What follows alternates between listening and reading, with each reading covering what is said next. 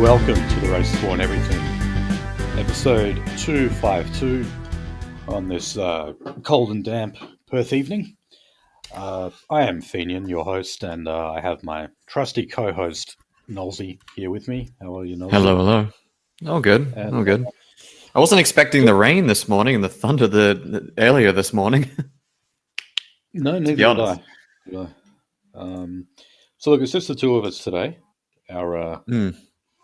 Our Sydney side of friends are a bit tired, and I often forget like they're 2 hours ahead of us anyway. So Yeah. I think we keep them up longer than we should.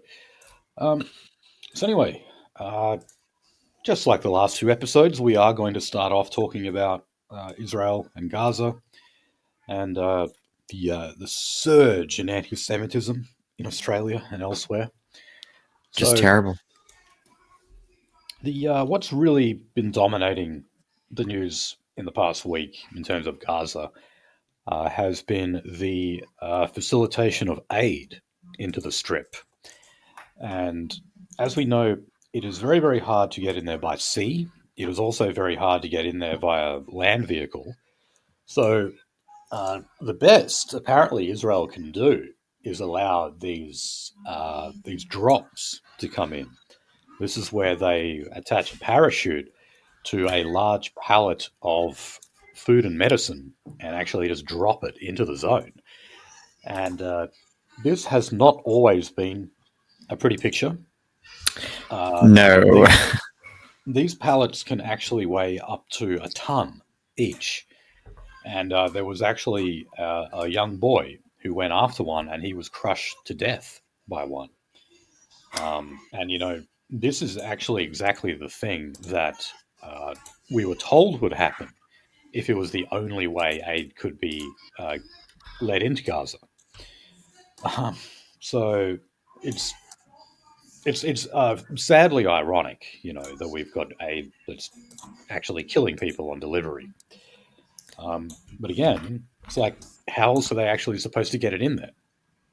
Again, it's not a freak incident. Like it's not a freak incident. I'm a part of the right Telegram groups to have seen ample examples of this, unfortunately.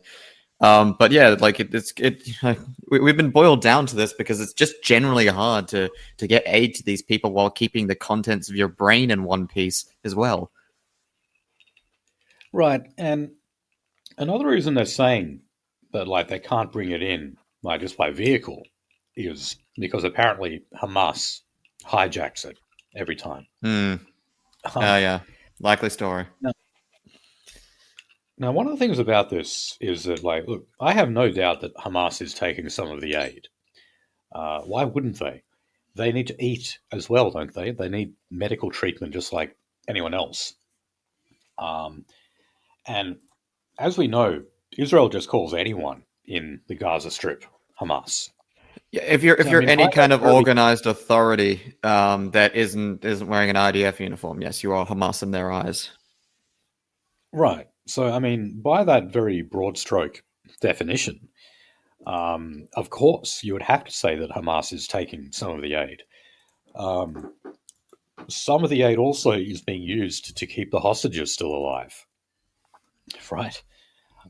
It's amazing, like, you know, they go on about that video that they released of a hostage who was clearly malnourished. And it's like, hold on, is that actually Hamas, like, purposely starving that guy? Or do they just not have the resources to feed him? Just like a lot of people don't have enough food to feed themselves throughout Gaza. I was going to say it didn't matter in Auschwitz and Birkenau, so it doesn't matter here. It's even though that we're doing it, it's still your fault. Yeah. I mean, yeah, Auschwitz definitely had like better healthcare. I love how there's a book actually called Healthcare in Auschwitz. I kind of think Auschwitz Care would be a better name for it. But it's obvious why. And, you know, it's the same thing when they used to say, like, you know, there was an overlap between aid workers and Hamas. It's like, well, yes, of course. You know, you're talking about the government authority who are simultaneously the troops and the bureaucrats as well. There's going to be a lot of them, and they need aid just like anyone else does. Anyway, Albo is telling us that the way forward in terms of Palestinian recognition is to have the Palestinian Authority take control of Gaza. Now, that effectively means the Fatah government, which was, their old leader, of course, was Yasser Arafat. When Arafat died, and by the way, died under very suspicious circumstances, my view is that he was poisoned by the Israelis. You then had his second in command, Mahmoud Abbas. We spoke a little bit about him last week, how his PhD thesis argues that many elements of the Holocaust are made up or exaggerated. But anyway, we got a lot of interesting ones. Yeah, we got a lot of interesting ones. Jordan over this week was actually telling me about one of the Taliban leaders that came back, and he was in a press conference. He was trying to hide his New Zealand accent, but he had this very, very, very obvious New Zealand accent, and lo and behold, he'd been in New Zealand for 20 years, like just doing a degree after degree after degree. Oh man, God. So Abbas was, I guess, he was considered to be more moderate than Arafat. The Israelis never trusted Arafat; they saw him as too much of a militant. But I guess in comparison to Hamas, they are, what you would call moderates. But did you know that in the West Bank, where Fatah are in power, they haven't had an election there in about 20 years? And you know why? Because they would lose the election. So this is actually what the Australian newspaper has been harping on about for a while, pointing out that the Palestinian Authority does not have majority support from the Palestinian people, whether it's in the West Bank or in Gaza. If they had a free and fair election, as they say, in the West Bank, there's no doubt that Hamas would win it. Now, the extraordinary thing that Albanese is talking about is that Fatah should be able to take control under certain conditions. One of those conditions is ceasing to pay the families of martyrs. So in other words, like let's say a suicide bomber who killed himself in Tel Aviv, they would give money to their family. So in a way, you could say that was sort of like subsidizing terrorism. Saddam Hussein, back when he was president of Iraq, he did that as well. And, that was one of the big reasons why the Israelis wanted to take him out. So apparently, Abbas has made the commitment that funding will stop. But he's also made the commitment that there will be free and fair elections in both Gaza and the West Bank. So I very much doubt this. What happens then when they all vote in Hamas? What happens at that point?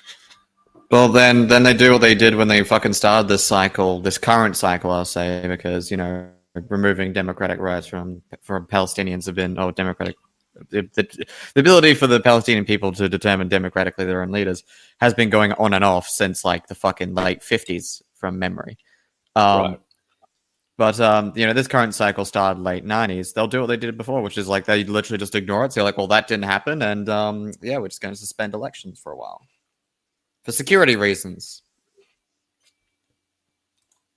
Yeah, but they don't seem to realize the contradiction here. They're saying that basically what they're saying is that a future Palestinian state could only function with Fatah in power. But at the same time, they want to hold elections, which would only result in Hamas in power. So you can't do the two together. It's impossible. How could you possibly do it? The Australian points out that it is fewer than 1 in 6 people in both Gaza and the West Bank support the Palestinian Authority or support the Fatah party.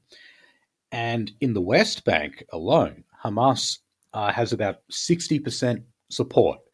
In Gaza, of course, it's even higher. It's around 70%. So,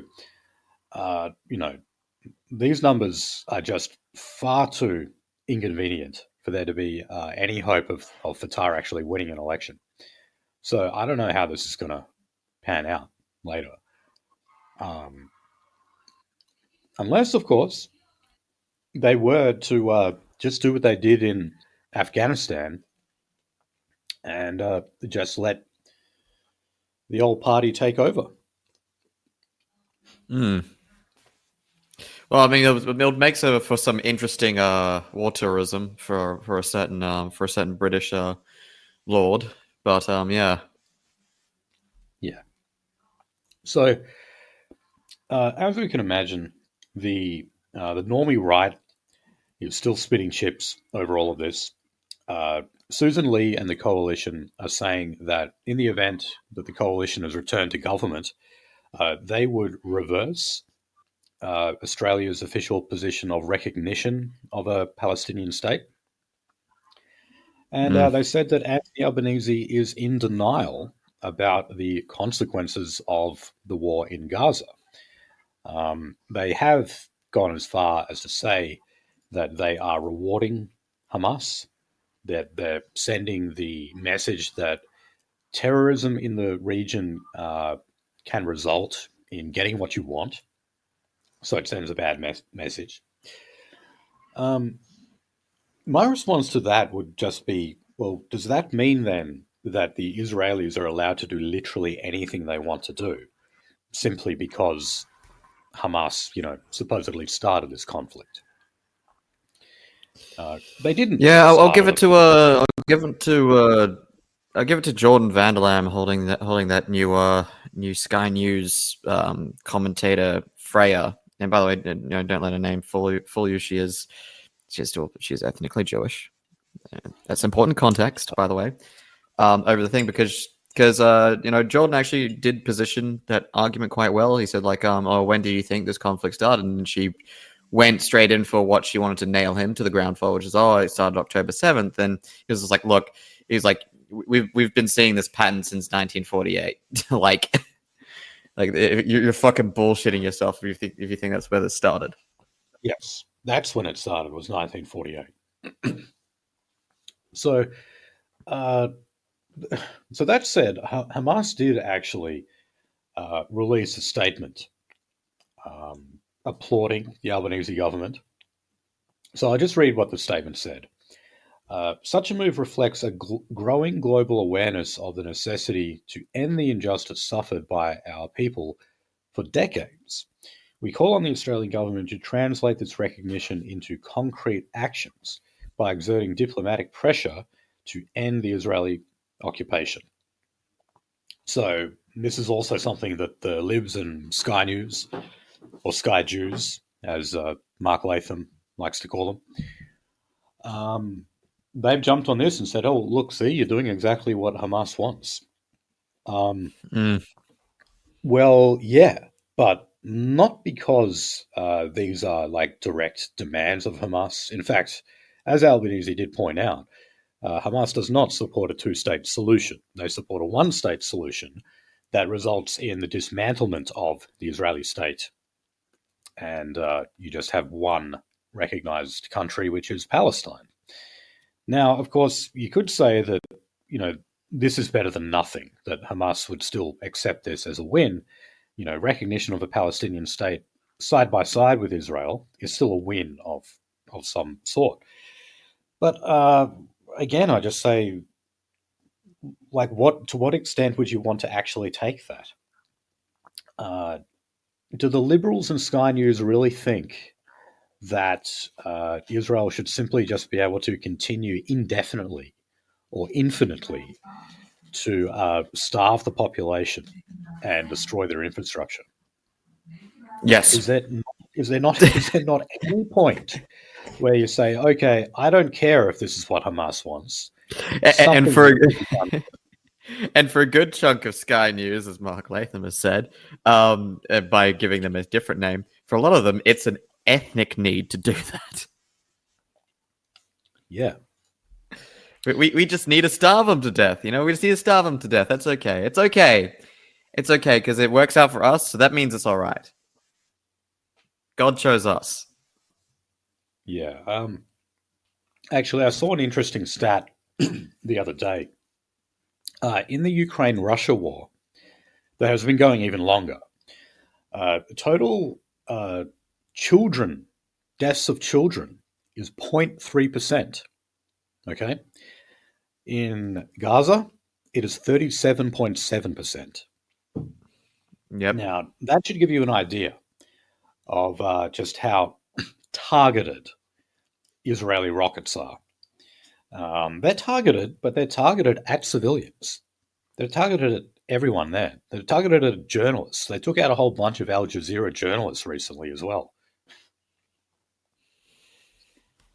with the same excuse of Hamas hiding among them or something Oh, like that. oh God, they're in the basement. They're in the basement. And this is one of the things I'll give even fucking Rothman, that dirty fucking communist shit. He does actually like break down these things. It's like, oh, they're in the basement. Do you have any proof? No. We're doing an investigation. Okay, an investigation ourselves. Who's conducting this? Ourselves. We found that we did nothing wrong. Okay, like, why do you get to do an investigation? Well, it's because all of the sources would be biased, and that's because we're Israel. So we only get to do an investigation to figure out if we did anything wrong, and we've never done anything wrong. We are, quote unquote, literally a slogan released by the Israeli state, the most moral military in the entire world. Right. Well, look, that's been their tactic for many years, and for many years it worked as well because they were spread out. There'd be isolated incidents that they would do. When this is what they refer to it as mowing the lawn. They actually go and purposely batter Gaza around to so-called mow the lawn and intimidate them. But this is different because this has been going for nearly 2 years now, and after you just keep repeating the same excuse again and again and again with more and more civilian deaths, people stop believing you.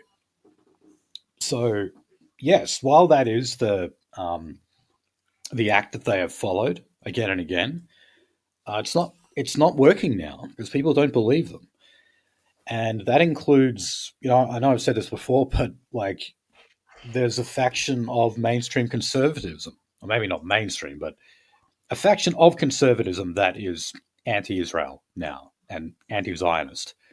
Yep. Candace Owens, Milo, even Tucker Carlson. Tucker Carlson's been doing all this stuff on like the USS Liberty, being taken out deliberately by the Israelis, things like that. Unfortunately, though, yeah, go on. With Tucker Carlson, like, yeah, he's good and all. Like, yeah, like, I don't know. As soon as I learned like how deeply his family was embedded in the American intelligence community, I was just like, ah. And then like parts of his family being, and this is not shitting on Mormons, but like the American Mormon community in America, or like the American Mormon community, dude, they are so tied into the oldest ranks of both, even the American Secret Service back in the day when it was like first fucking put together. Yeah, I just can't fucking trust the guy at all anymore, even if he's saying the right thing. And I'm not necessarily saying trust any of them. I'm just saying, isn't it interesting that because only a couple of years ago, this would have been unthinkable to hear like conservative commentators who are on YouTube, who are on social media, who get a lot of views, who don't get banned. Maybe they get shadow banned. To see people like that actually expressing these anti-Israeli views and seeing a sizable audience like what they're seeing, I love how they're calling them the woke right. It's such a stupid term, but like I saw Avi Yemeni went after like a woke right person who was a big Candace Owens fan the other day.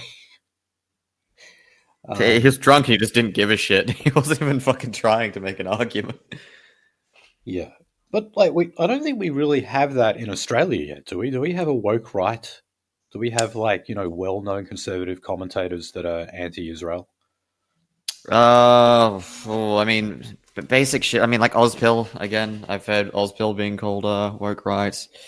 Michael J.L. Nielsen. Well, I mean, yeah, he does skate the line there. I think there's a lot of secret R guys actually in that camp.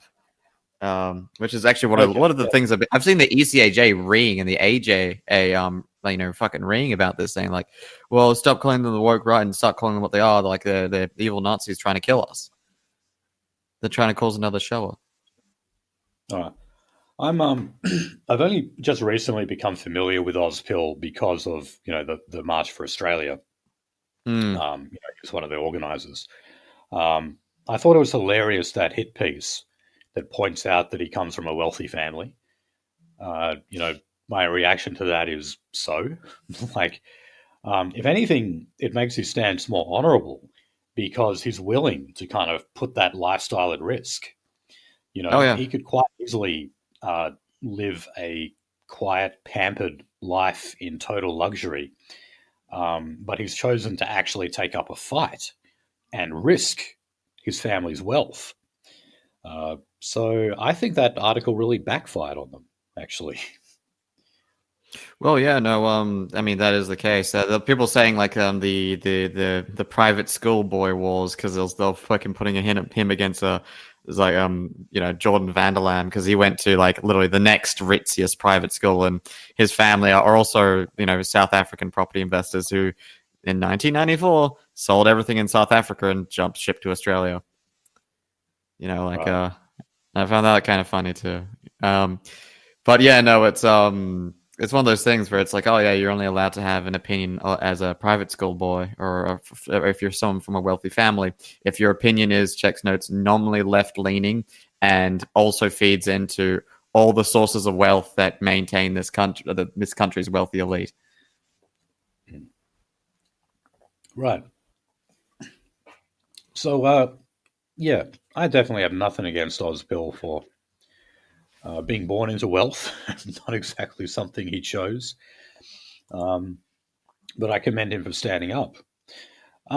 So, look, back to Hamas congratulating, if that's the right word, the Australian government. They're pointing out that, so far, Palestinian recognition is merely symbolic, and that, again, is all it would be if you take it to the United Nations next month. So, what kind of ways could we actually pressure the Israelis? Now, I've got an article here that points out that uh, Australia, what are these called? Yeah. Defense export permits. There has been 35 upheld since October 7, 2023. Now, what this means is deliveries to Israel's military. Now, it is true that we do not sell arms, quote unquote, to the Israelis, and we have not done so since about 2020. However, that doesn't mean we're not supplying materials to the Mm. IDF that are used for military purposes. Now, Richard Marles has been asked about this repeatedly. He was on Insiders 2 or 3 weeks ago about this, and he just kept repeating the line, no, we don't send arms to Israel. And David Spears kept saying, yeah, but do you send anything to their military? And he just kept repeating the same answer again and again. So that should tell us that, yes, of course, we are still supplying material relief to the IDF. It may not be in the form of bombs and guns, but we're still helping them. And I don't think that is drying up in any way whatsoever. So, yeah, I mean, Hamas is right. Why don't we start actually hitting them where it hurts, and we stop any form of aid whatsoever, any aid going to Israel? Uh, why don't we go further and support the BDS movement and actually Oh yeah. sanction them? Oh, because Jesus Christ, I've never seen the BDS movement as all that like effective, to be honest. But like, I don't know, like the fucking hyper reaction you get as soon as you talk about like supporting or even allowing it to exist on a university campus is interesting. Right. Now, talking about the protests, uh, Queensland has got another one that they're trying to book in Brisbane. Now, the Queensland police are trying to take them to court over this to stop it from happening. I'm not sure. They only went and applied for a permit on the 7th of August, but they want another big rally in a few weeks' time anyway.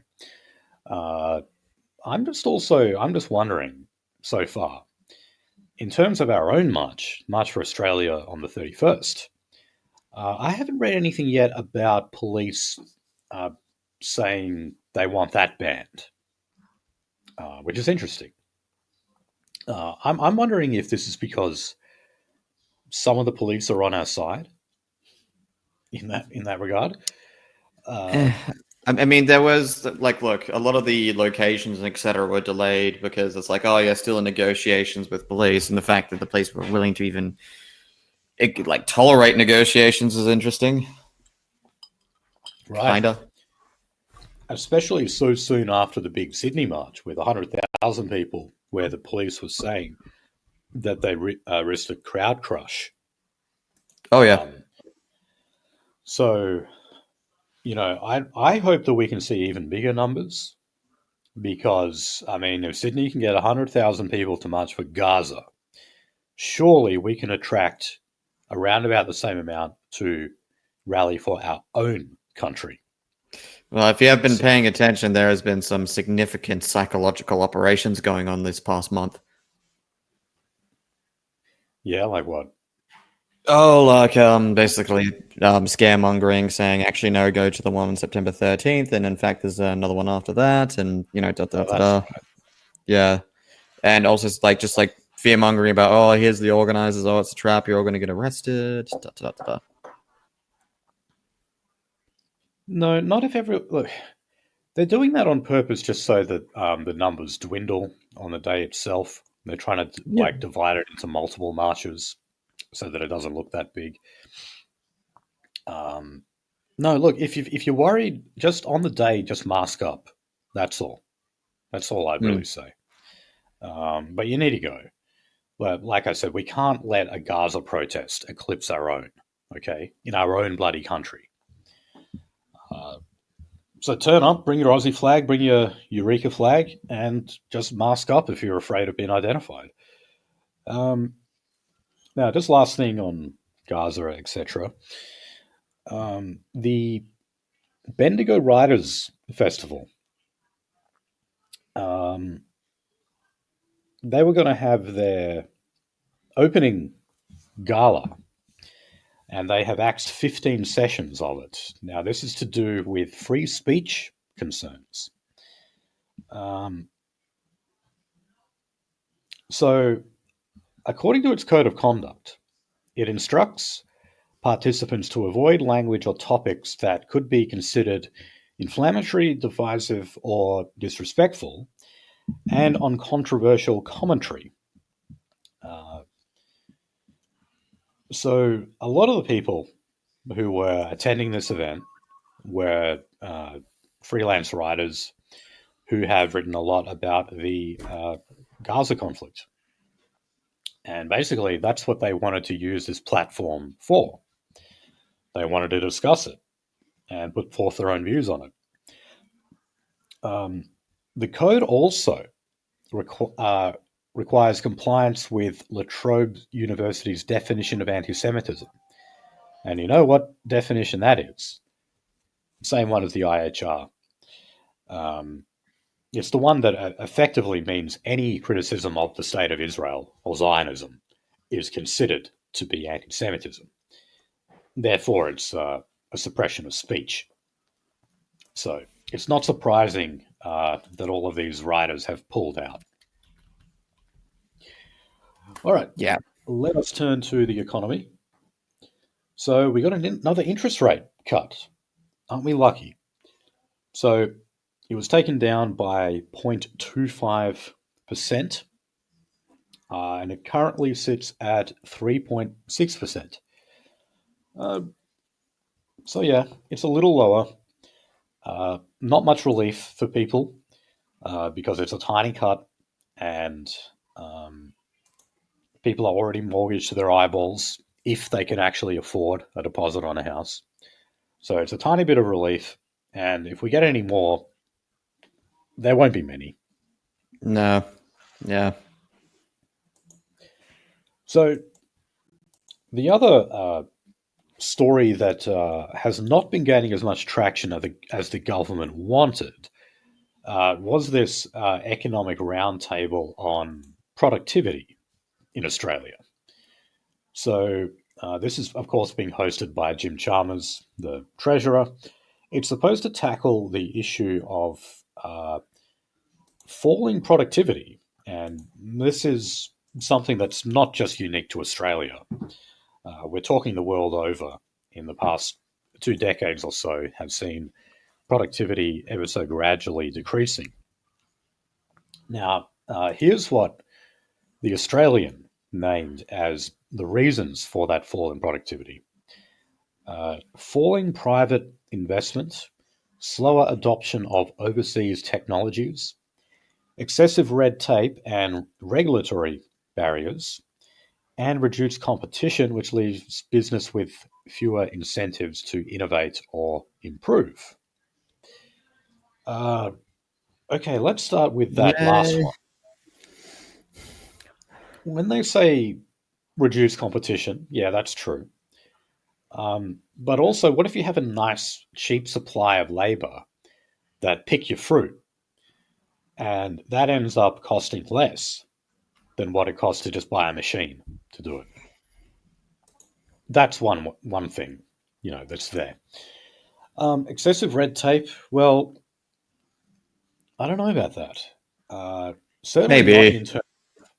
Well, not in terms of letting labor in, letting foreign labor in.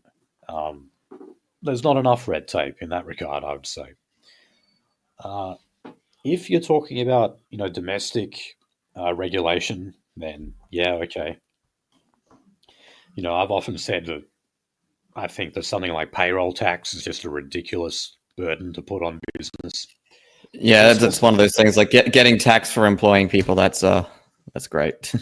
it is the one tax that just makes zero sense to me whatsoever.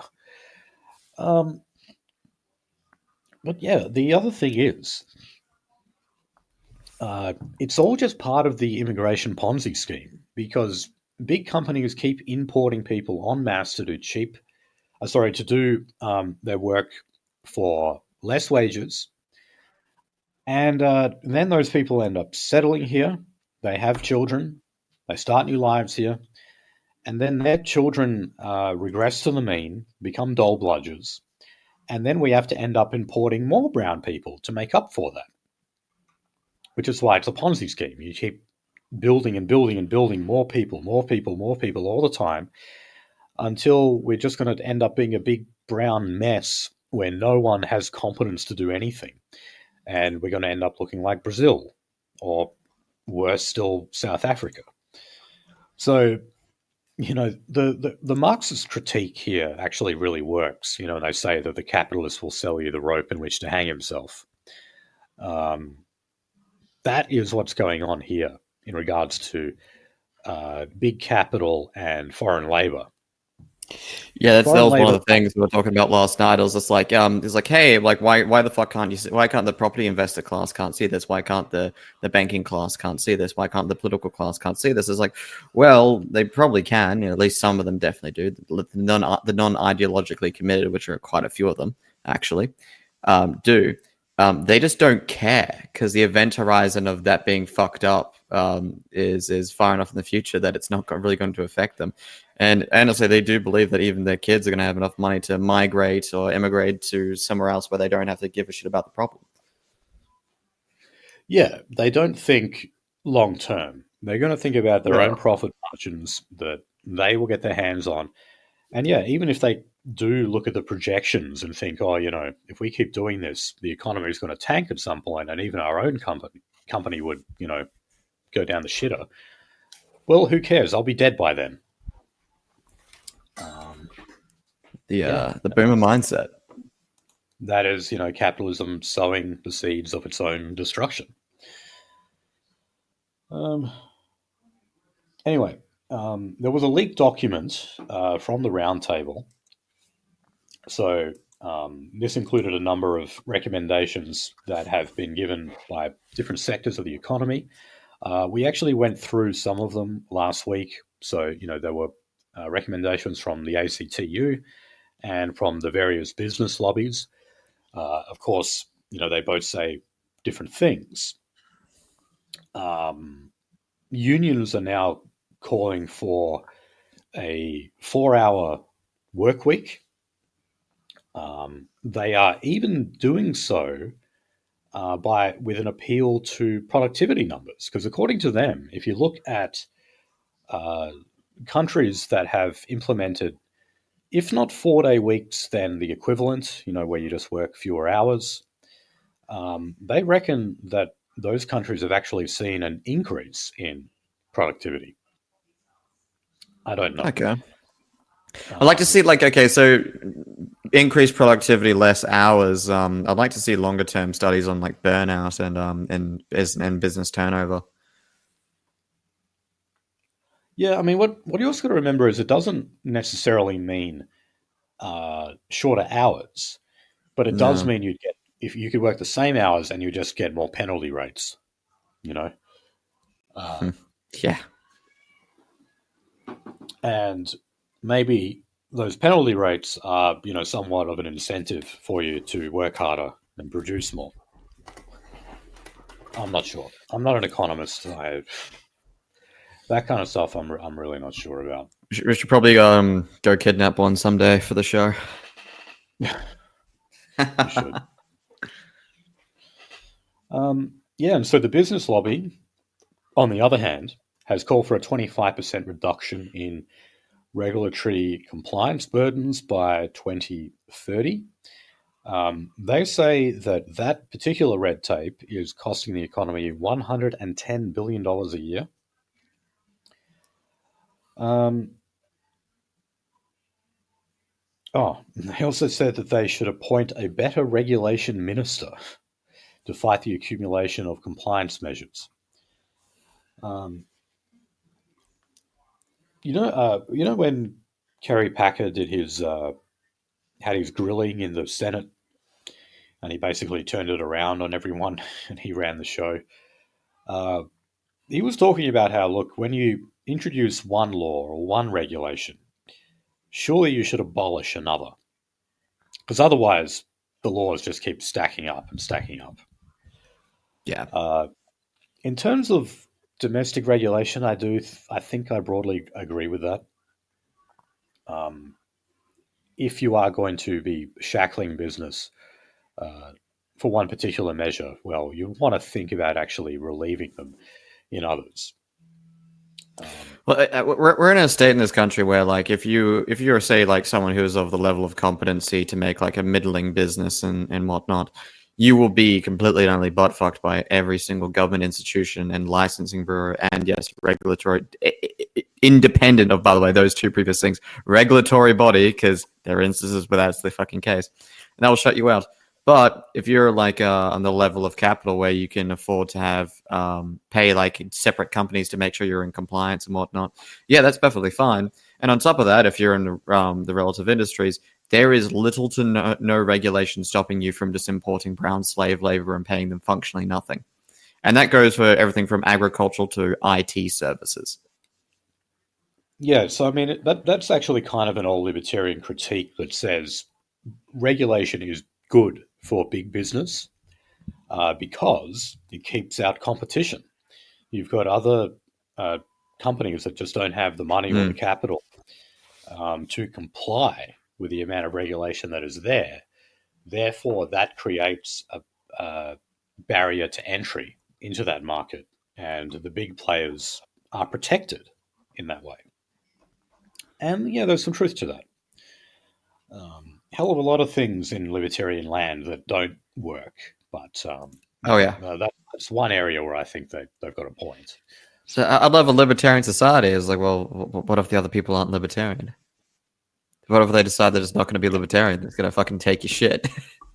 I'm going to defend myself, my individual rights with my shotgun and my voluntary militia. My Yeah, that brother in was Christ, I'm gonna market gouge you and pay a fucking mercenaries to come and kill you and take your shit. yeah. Like when I was a libertarian, I do remember one of the strongest arguments I'd hear from people against my position was, well, like what you're proposing could only work if everyone was a libertarian, you know. Um, and I kind of agreed with that, but I was like, okay, well, let's work towards that. Let's work towards actually convincing everyone that they should be a libertarian. And God put me on this planet to steal your shit. Trust yeah, me, well, there are entities that exist in this world that quite literally operate like that. yeah. So it was fanciful to think that. Yeah. And I remember Molyneux said that so long as we didn't hit our children, we could create a libertarian society. That Jesus was Christ. basically his logic. He was like, don't hit your child and raise them peacefully, and if you do that, they'll grow up to be an anarcho-capitalist. That was essentially his argument. All right, He was always an odd fellow. and he still is. He's hiding in the outskirts of Odyssey and BitChute, um, getting not Wonder if I can not. wonder if I can get him on my show, and I wonder if he'll remember my voice. Probably not. It's been years. I don't know. I do kind of feel sorry for him. Going from those glory days on YouTube where he averaged about 40K on each video to now where he averages about 40. Like, it's pretty sad to see. Um, okay, now on to housing. In South Australia, housing prices have almost doubled since 2020. Oh, this reminds me, this is something I wanted to comment on. When I was reading about uh, the March for Australia, uh, I read an article on SPS, so you can see where this is going. Um, Obviously, one of the reasons why we want to go out and protest on that day is because of housing prices. I would argue that should not be our primary concern. The primary concern is that we want to keep Australia Australian. However, it's definitely true that with an influx of people, prices go up, not just in housing, but across the board. And SBS were actually trying to say that immigration is not contributing to the housing crisis whatsoever. And what they pointed out in this was that during COVID, when we had basically no immigration, housing prices continued to rise, and that was it. That was like all they said as a result of that. I'm like, well, first of all, mass migration didn't start just after COVID. It was accelerated after COVID. Yes, definitely. But we were letting record amounts of people in every month prior to COVID. As we've pointed out many times, net immigration since like the 70s has increased with every consecutive government, whether it's Liberal or Labor. Net migration goes up. But the other thing is, if you look at the rate of growth of housing prices during the COVID period, which was roughly 2020 to 2022, the rate of growth actually it slowed right down. It slowed down. And also, like, from someone who was at least like middling around the construction industry at the time, we purposely hollowed out and halted the construction industry for God knows why. Up until the point where, yes, they nearly lynched John Setka. Right.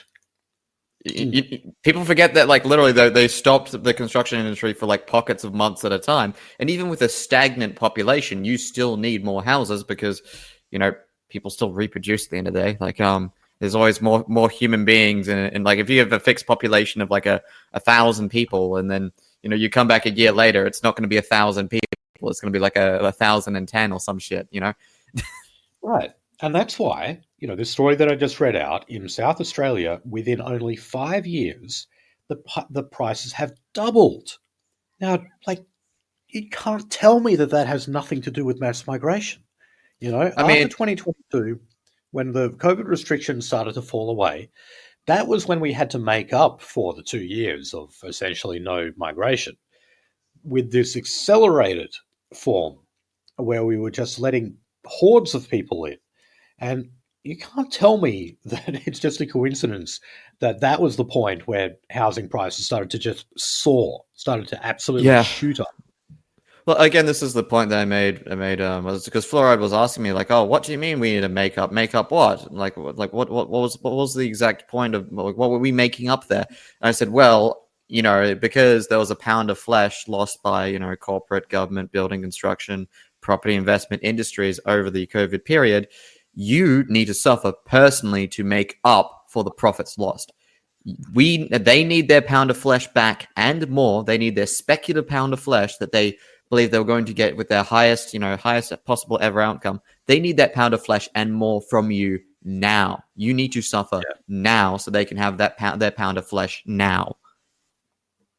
All the vested interests, big education as well. They wanted a massive surge in student numbers to come over. And as we covered last week, this year, 2025, there was a reduction. That was specifically part of government policy to reduce the amount of foreign students coming in. But guess what? They're accelerating it again next year.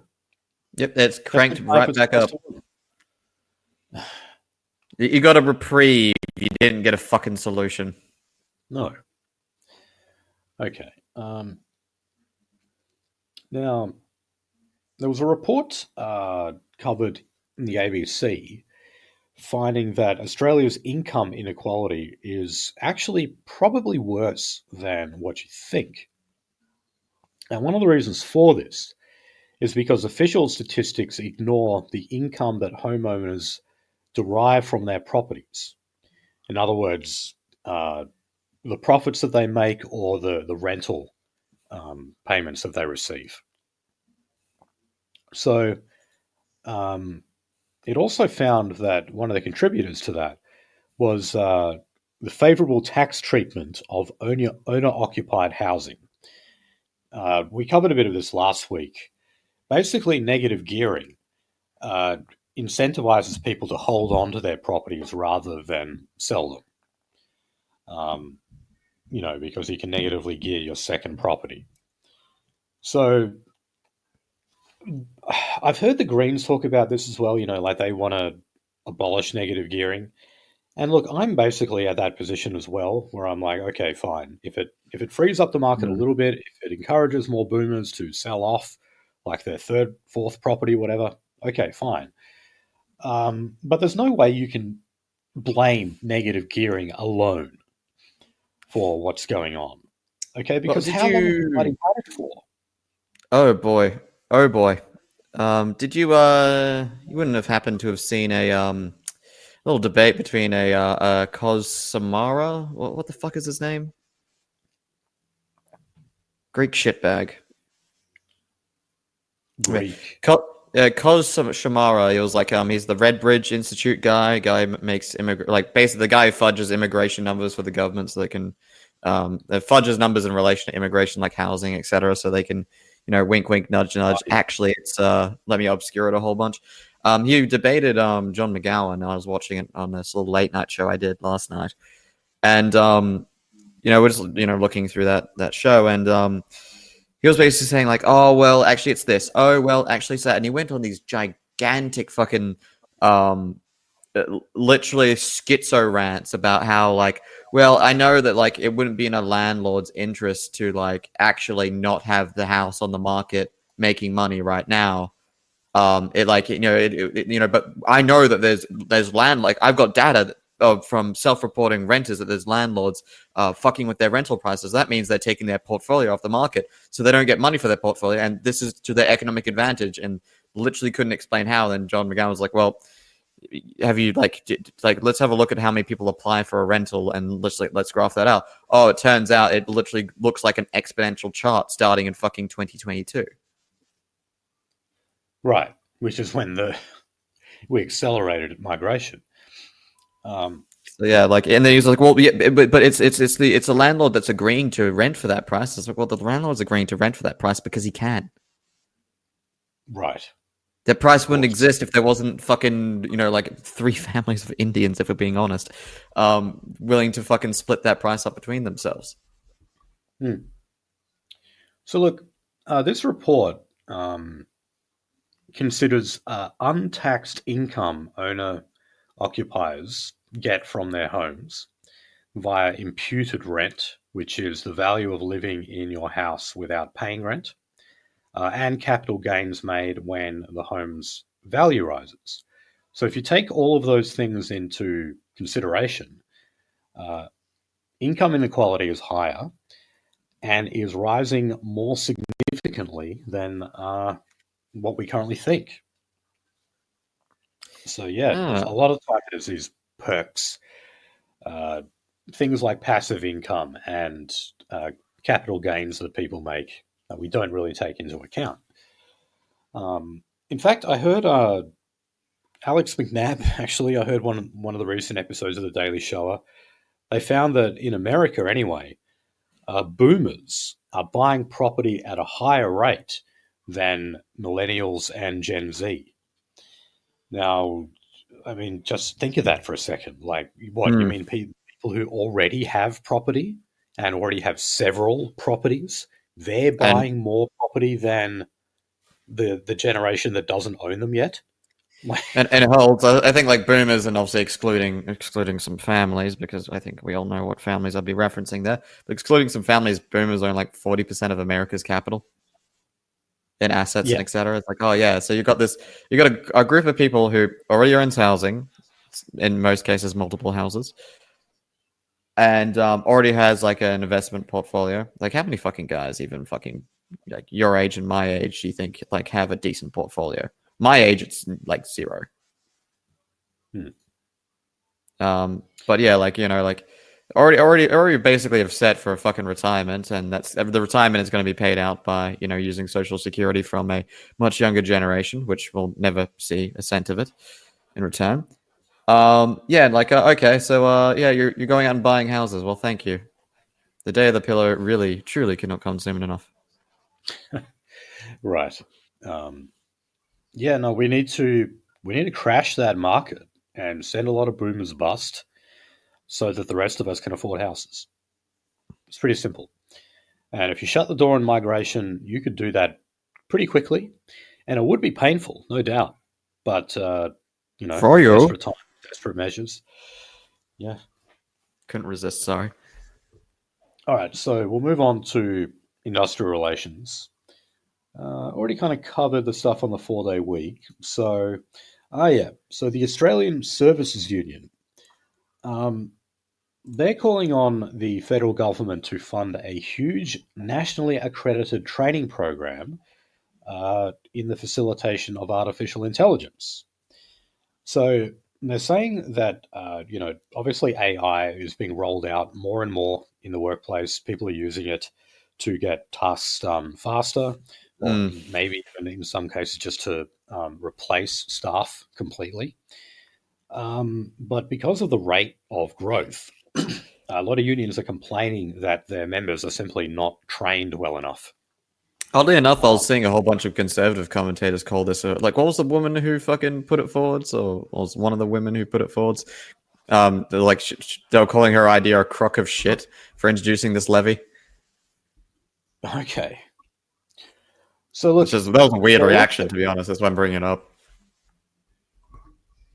um, the ASU is also calling for employees to have shorter working hours and higher base pay. Uh, the reason being because that productivity would increase with the increased use of AI. Um, so obviously, there's a case to be made. If you can say that your productivity output is bigger, then you should be paid more, or at least you should do fewer hours. But the only way you could actually get to doing that would be to those employers are actually adequately trained in the use of AI. Um, and thus far, we haven't really done. So, I mean, they've got a point. Um, you could save a lot of time in certain tasks using AI that could Yes. actually turn productivity numbers around. Um, but yeah, it's not really something the government has caught up to yet. We'll say. Hmm. Okay. Um, all right. So in Tasmania, um, and we will get to the latest debacle regarding their government soon. Um, they've already got their hands full with public sector unions. So specifically, the Health and Community Services Union, which I think also involves the fire department. So they've been threatening strike action, or at least some form of industrial action, uh, because they've still got employment agreements at the negotiating tables, and they have not been Yeah. finalised yet. One of the reasons for that is because, well, Tasmania has been in caretaker mode effectively for the past month. They don't really have a functioning government right now. Them And the and union is Somalia. what? I was going to say them and Somalia. They don't really have a functioning government right now. Yeah, Tasmania's still doing a little better than No Somalia at the moment. pirates. No pirates yet. We'll, Um, we'll check in next week. How about that? no, I mean everyday administration, the bureaucracies and everything. They're all just running the same as they always do in Tasmania. But nothing new is happening. These agreements are just sort of uh, stay frozen in time, and yeah, they're getting quite impatient about it. But yeah, we'll update you on what's going on in Tasmania soon. So universities are blaming rising compliance costs for cuts to teaching and research. So Ooh. apparently, 110,000 academics and professional staff have been robbed of $218 million in stolen wages. I thought only Aborigines had stolen wages. No, apparently it applies to No, that's academics as well. generators. Yeah. So look, they're putting this down to mismanagement of funds. And also poor governance has led to a hiring firing yo-yo, where they have the massive turnover of staff. Peter, you're hired. You're fired. You're hired. Yes. So they're also talking about a toxic work culture. So they said intimidation, secrecy, and exclusion have become routine features of governing body culture. That was according to the National Tertiary Education Union. Teaching and research have become hollowed out while vice chancellors receive $1 million salaries and more than 300 senior executives pocket more than their state premiers. Well, okay. Yeah, I mean, you very often when a minister resigns, they go straight to one of these universities. In fact, we're going to talk about Julie Bishop, who I forget what position she has exactly, but it's a very high up position at the ANU. Um, and yeah, they get pretty lucrative amounts. Mm.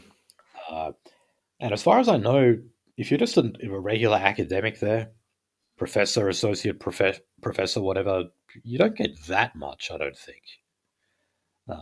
You might have a fancy title, but that doesn't necessarily mean you earn a lot of money from it. Yeah, I was gonna say, look, I've back during my days being a teaching fellow, back when I was a guest on this show.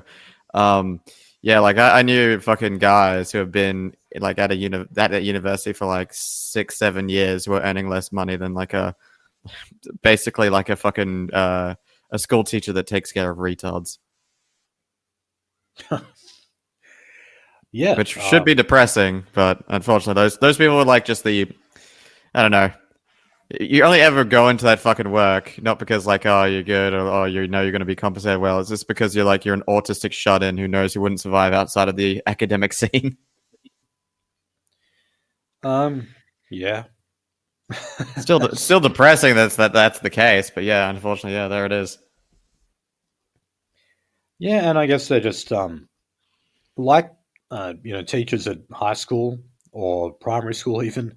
They are kind of becoming glorified babysitters because one of the things I've heard about university lecture theatres nowadays is that sometimes the professor has a hard time controlling the class. In Oh other yeah. words, people are noisy, they're talking and stuff. Now, that just never used to be the case because anyone who was enrolled in a course took it seriously and would actually listen during a lecture. Last week, we covered how in Western Australia, if you get a D grade in high school, you're still eligible to do at least some university courses in this state. Dude, So, fucking only so many years ago when I was in university, there was still a whole bunch of I need to charge my sail foams. yeah, but that's what a lot of these academics are left with now is just like classroom management, you know, Yep. um, which you kind of cease being an academic at that point. I think. All right. Anyway, last story. Bit of good news. This dates back to the COVID years when Qantas outsourced thousands of jobs. In other words, they gave them to foreign workers. Well, that turned out to be illegal. Alan Joyce has Oh. told us all this time that Qantas acted within the confines of the law. Well, unfortunately, the federal court disagreed with that, and they have been ordered to pay $90 million.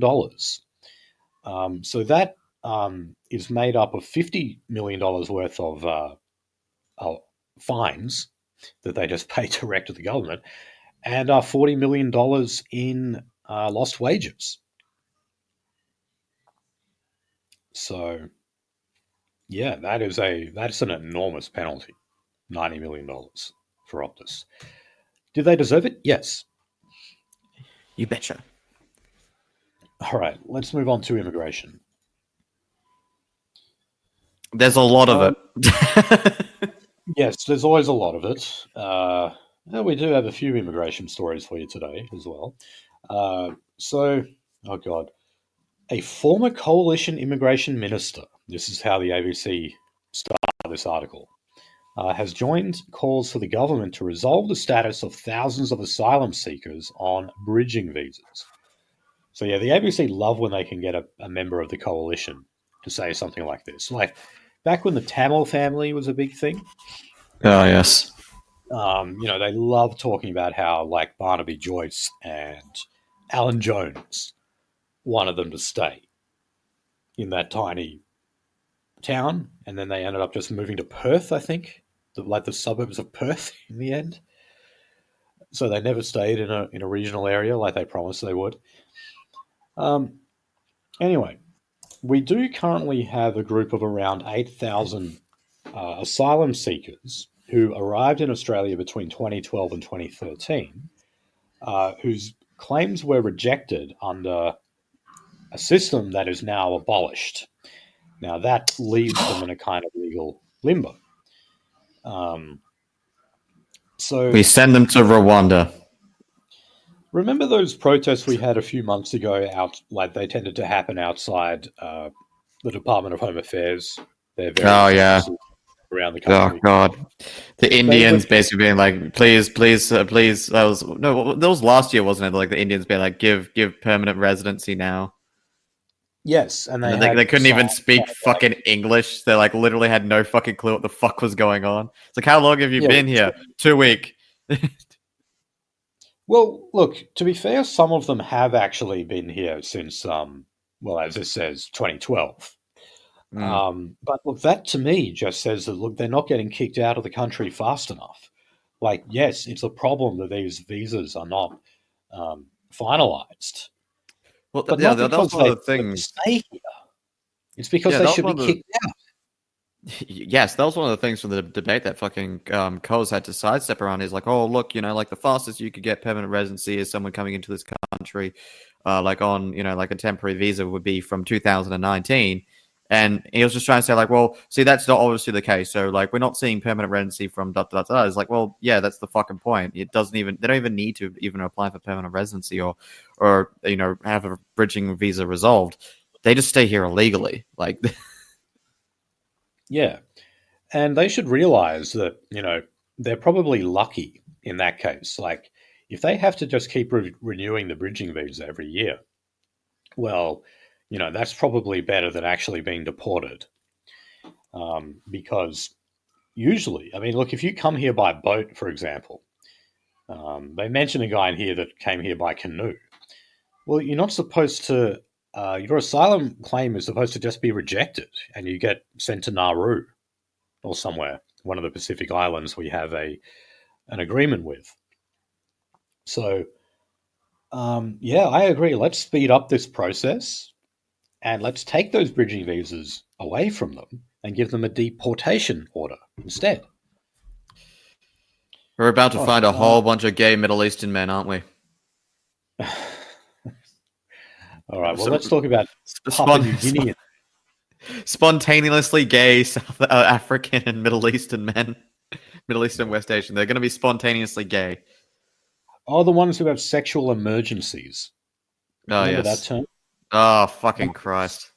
I remember it was some kind of Arab who raped a young boy at a German swimming pool, and he said he had a sexual emergency, and that just meant he had to just rape like the first boy he saw.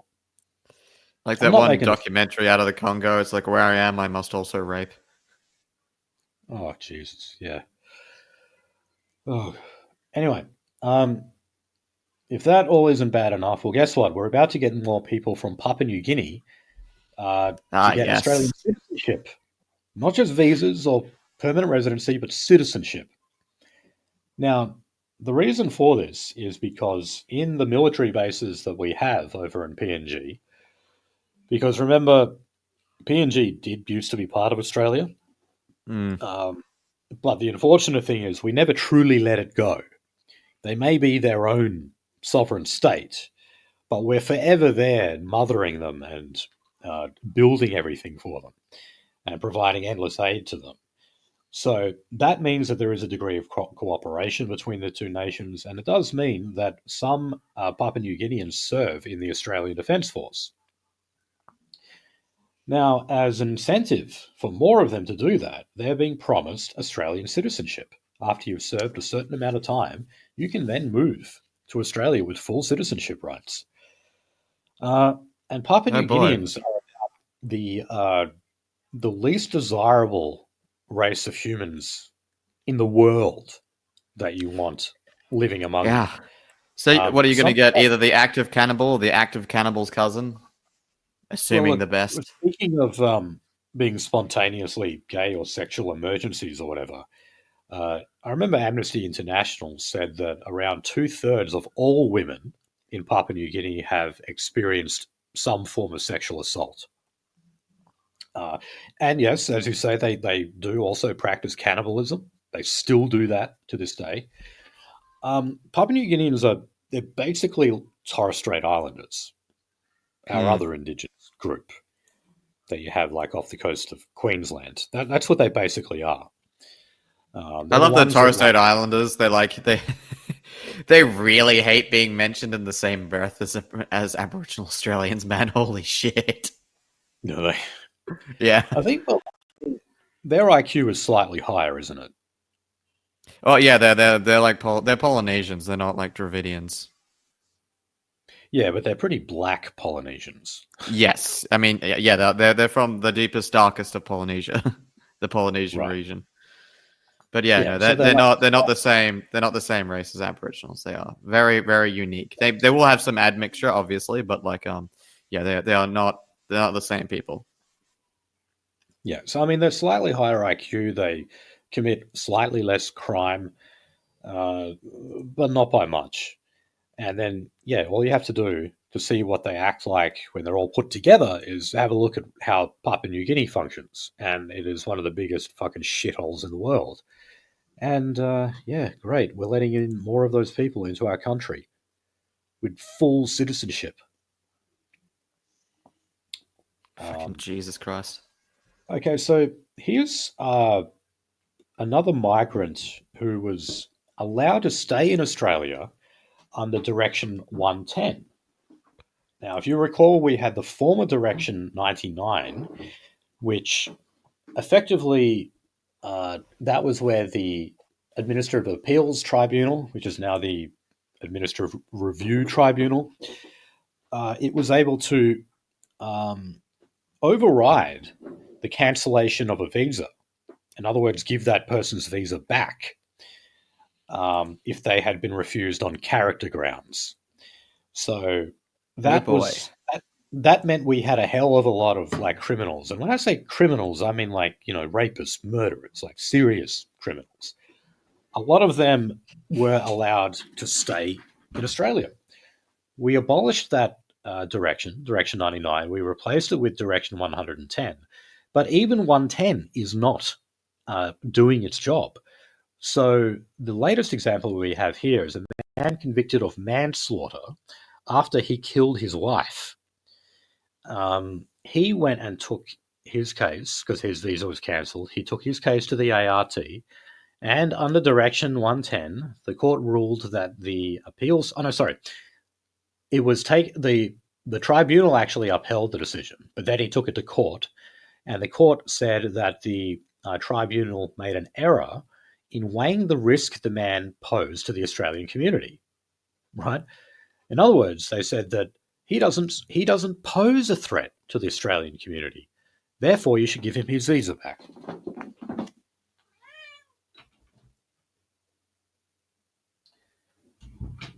So, what this shows is that even when you have a direction here that pushes the ART in a more in a stricter direction,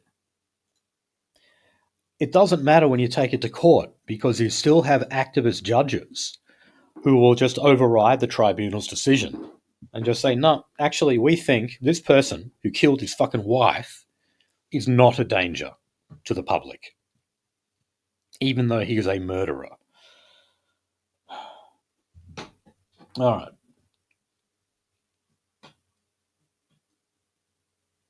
Let's move on. So, have we actually got some good news here? You're back, Nolsey. I just noticed you dropped out. It was fucking weird there. No, I was about to say we're about to experience rates of rape and murder, the likes of which God hasn't fucking seen. Oh man. Well, look, we've actually got a good news story though. This one I'm about to read. So, the Israeli politician Simcha Rothman, he is a member of the Mafdal Religious Zionism Party. That's the party that basically says, they want to expel all Arabs from Gaza and the West Bank and just have a one-state Israel solution. And give me a hot second, because then we're going to go after Syria and Lebanon. Well, this guy has actually been refused a visa to come to Australia. Ah, yes. This is what they were crying about this morning. Yeah. So there is an event in Sydney next week on Thursday that's hosted by the Australian Jewish Association, which is just one of many Jewish lobby groups that we have here. And, well, let me give an example of like why he was refused a visa. So one of his quotes when he was talking about refugees, Palestinian refugees, he said, "And according to international law, treaties about refugees in a time of war, you don't let them conquer your country with refugees." This was him talking about how Israel should not let in any refugees whatsoever. That's a And you know weird what? statement to say after the past 20 years and the early aughts of, Israel pressuring the US, Australia, and the UK and Canada to mercilessly target and harass the central Middle East, only to open up channels for visas and humanitarian passageways for those same people.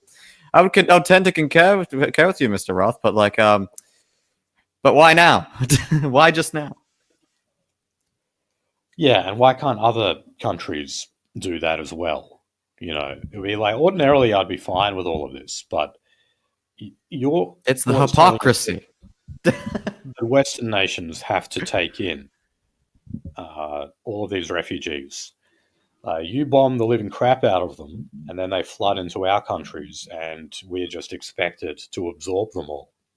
Did you Um, see you know, Israeli media laughing their ass off because a whole bunch of Palestinians now in Belgium? yes, yeah, I heard about that. Yeah, so that was a And weird. That's a weird thing. That's a weird thing. It's like what? Like you put people that put them there as as a torment to other people. Like what's going on there? What's going on? What's going on, big guy? so yeah, I mean, I don't want them here. As far as I'm concerned, Arabs are just low IQ Jews. They're both Semitic people, um, and Arabs are just a bit less talented at hiding their dodgy ways. Jews do it in a much more clandestine, underhanded fashion. Um, but anyway, this guy, Simcha Rothman, is instead going to be speaking at that event in Sydney via Zoom. So they still get to hear of him anyway.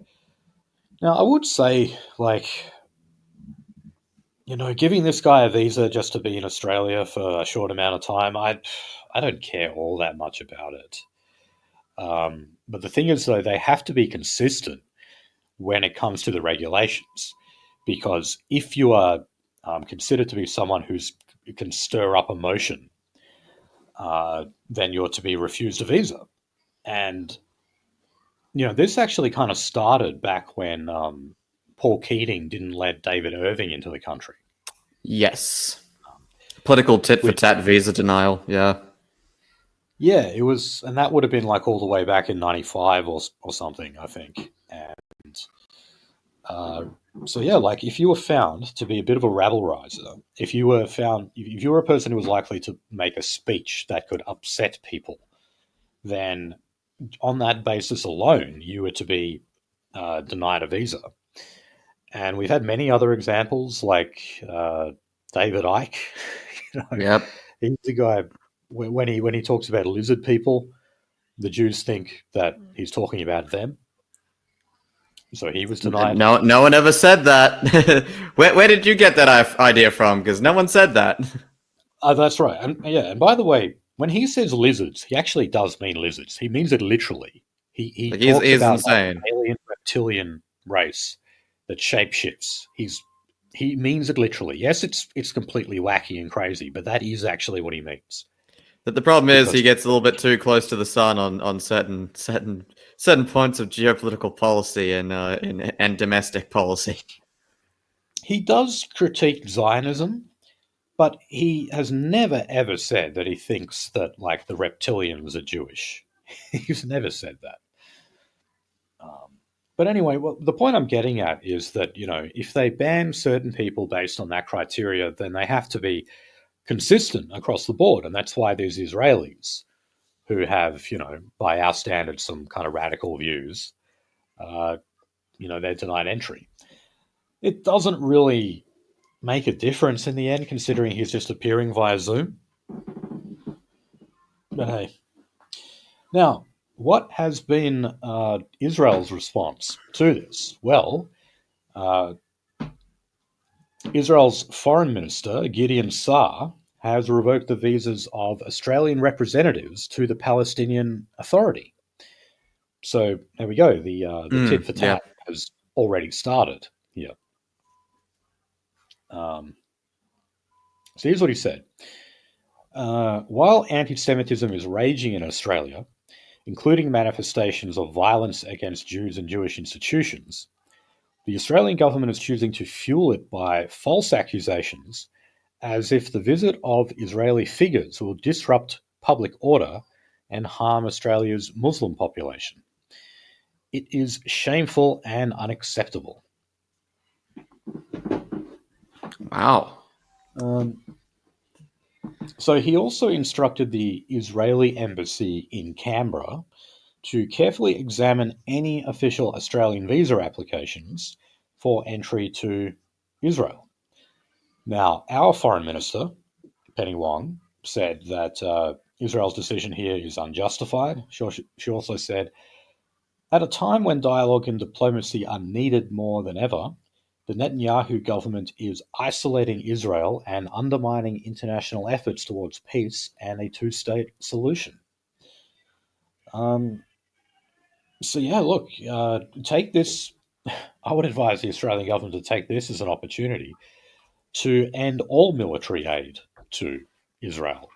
If we're going to go in this kind of tit-for-tat direction, well, just say that you're responding in time, that this is this is part of the diplomatic fallout with Israel, and we're not going to send you, the IDF, any more materials. I was going to say, Finian, that would work against a population or a government that isn't genetically disposed to being psychotic. Yeah, maybe. Because you know what the next step after when you do that is, you know what the immediate response is. The immediate response is going to be calculated and proportionate. Definitely. I am really starting to think that we are seeing the slow dismantlement of the Israeli state before our eyes. Oh yeah. I used to think, I will not live to see the end of Israel. Now I very much think I will. I very much think we will. Basically because of a collapse of support, even from their staunchest defenders. As I said, many conservatives are going against them, and they need that support. Remember, Zionism, is not about Israeli nationalism. It's about Jewish internationalism. Yes, it is. It's about seeking support from the Goyim across the world and using Israel as a refugee center for Jewish criminals. That's what Zionism really is. And when you start to lose that support, when the diaspora is no longer welcome in those countries from which it is parasiting, well, that's when the Israeli state is truly under threat. And that is what's happening. Well, again, dude, fucking turn it the last fucking century, right? You saw news headlines from the New York Times, New Yorker, a lot of top American magazines saying, the fight for the Jewish soul between Bolshevism and Zionism. And then Yes. the crux of those statements in those articles in all cases was like, hey, look, there's two international forces looking to basically become either a party B to a world hegemon or just a world hegemon, period. That are the leadership in both is overwhelmingly Jewish, and one of them is explicitly Jewish in the case of Zionism. Right. It's like we've been known about this, we've been told about this to our faces explicitly over 70 years ago. Yes. And we've had the protocols of the elders of Zion in our hands for decades. Yeah. Which a century at this point, right? What? A century at this point, right? Yeah, something like that. Yeah. And I don't think that the protocols is like a genuine account of a meeting that Jews had. I think it's like a novel. I think it's literary fiction. But the point is, the question you always have to ask yourself is, did the protocols actually predict what was going to happen? And that's the catch-22. Because they don't call it a fabrication, they call it a forgery. And I like the really, really specific language there, because a forgery is an unlicensed copy of something. A fabrication is something made of whole cloth. But it's the catch-22 is okay, Like, were these people like evil racist people who like just they're just spewing lies and hate, and they just had this just irrational hatred of these people, and they also turned out to be like the world's best fortune tellers. Right. Yeah. If you haven't read the protocols, I really recommend you do. Um, it's dystopian fiction, is what I would describe it as. All right, let's move on to climate and energy. Now, Adelaide is still very keen on holding the COP31, which is basically the United Nations Climate Summit, where leaders from all the major economies and the shit ones too come together and decide on various ways we're going to transition to green energy and stop carbon emissions. And Adelaide is still vying to be the host of that summit. Oh, the problem is the summit is only 15 months away, and there are still many logistical challenges left. So South Australia's Police Commissioner is expanding preparations for security at the event, saying we can't afford to wait for the UN to make a decision. In other words, the UN has been dragging its feet in terms of picking a country. So Adelaide is thinking, all right, well, you better pick us, because we've been planning for it, we've been paying for it this whole time. You wouldn't want to suddenly just handball it to someone else. Now, I don't have the figures here, but I know that whenever we have these COP summits, they're tens of billions of dollars. They are extremely expensive. And all we ever do is come up with new regulations that harm our economy and aid packages to Pacific Island nations like Vanuatu and Fiji to apparently safeguard them against rising sea levels. That's all we ever do. While all the big names are flown out in gas guzzling private jets. Oh yeah. So I don't know why Adelaide would want to be so keen to host something like this.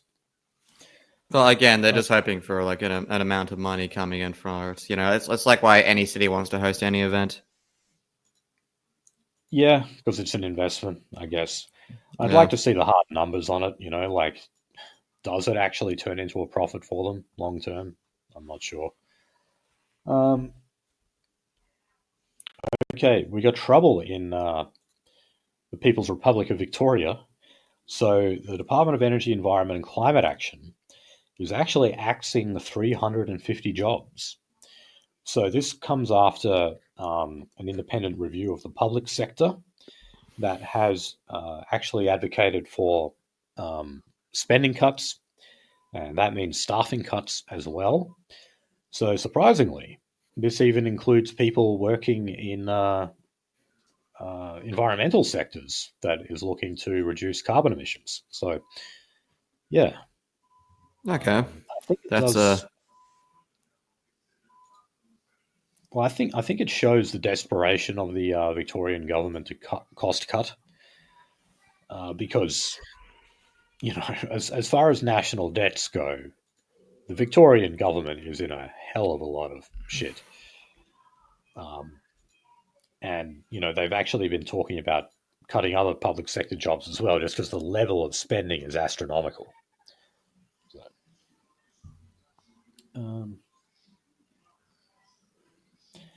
okay, now over in Queensland, the party membership there, the LNP, are going to vote on whether to reject the Albanese government's net zero at any cost agenda. That's their term, by the way, the LNP's term. And also about lifting the ban on nuclear energy. okay. So, Well, that'll be some progress here. Hopefully, that there's some actual fucking follow through. yeah.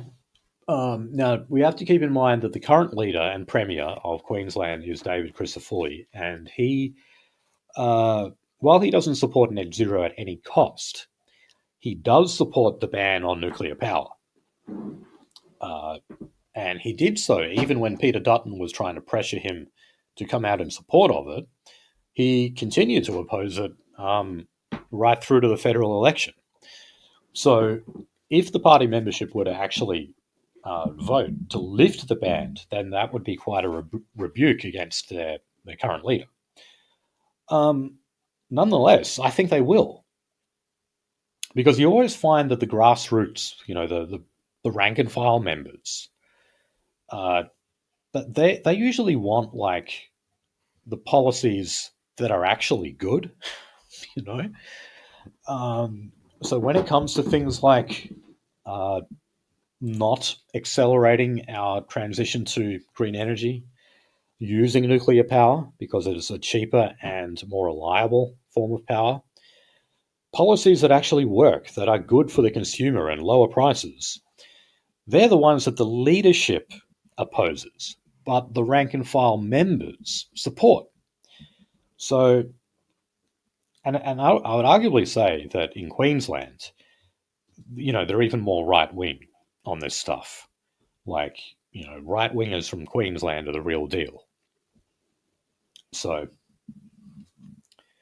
anyway, here's the proposition that they'll be voting on.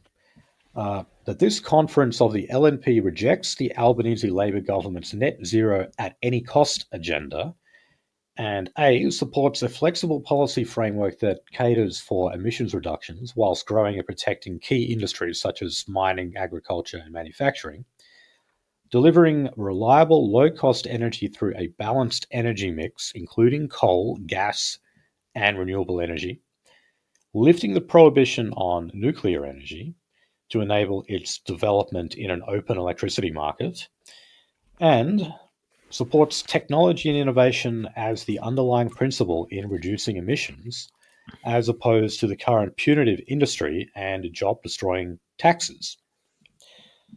Yeah. Fair a enough. lot of that seems pretty good. I don't know why they need to mention like the balanced energy mix that includes renewable energy sources. I mean, there's no point in even leaving that in there because you're going to get that anyway. But yeah, look, I really hope those particular proposals, I hope they vote in favour of. Okay, now, last story on this. Bob Brown, the former leader of the Federal Greens, he is threatening to mobilise a huge crowd of protesters for, what is this? The Robbins Island. What is this? Sorry, 1 second. Oh, yeah. So the $1 billion 900 megawatt Robbins Island wind farm. And this is ironic because wind farms are the kind of thing that green groups are supposed to like. The reason why some don't is because these wind farms have other environmental impacts, like killing a lot of birds. So it's always interesting when these come up because you have like the environmentalists, the conservationists on the one hand versus the people who just want to see emissions come down. Two different types of hippie. Yes, two different types of hippie. And Bob Brown is a little bit more old school. He made his name chaining himself to old growth forests, that kind of thing in Tasmania. But, the more modern green is about emissions reductions. So they support these massive wind farms. So it's always interesting when you see them battling among themselves over issues like this. Okay, so let's move on to Aboriginal news. Now, the federal government, the federal opposition is calling on a number of metrics to be included in the Closing the Gap data. Now, it might surprise you to know that school attendance, alcohol use, and substance use does not feature in the Closing the Gap reports. Oh, yes, the only things that actually make a difference to at least the lifespan part of That's that right. deal. Hmm. So one of the reasons why they don't include that is because that would just be yet more measures showing how desperate and dire the circumstances are for Aboriginal people. Obviously, they have very, very low rates of school attendance and they have very high rates of alcohol and substance use. Um, but the coalition is saying, well, look, you need to prioritize these various uh, measures. Otherwise, how do you expect them to actually lift themselves up?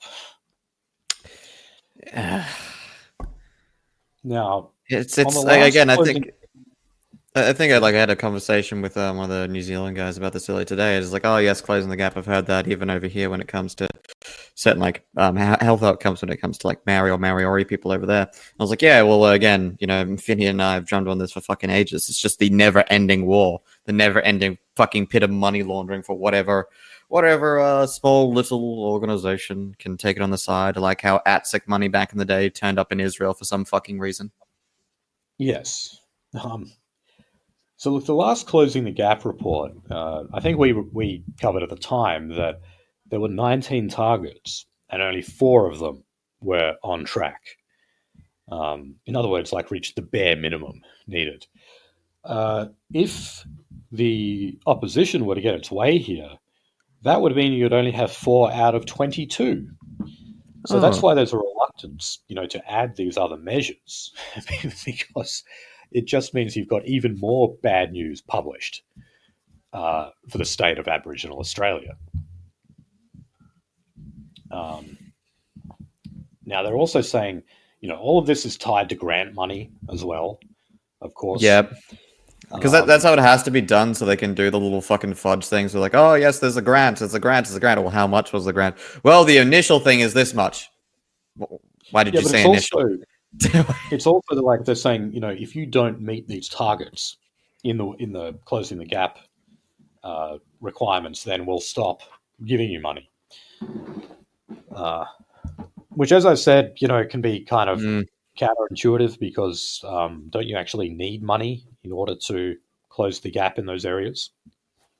Um, well, that leads on to my next story, actually.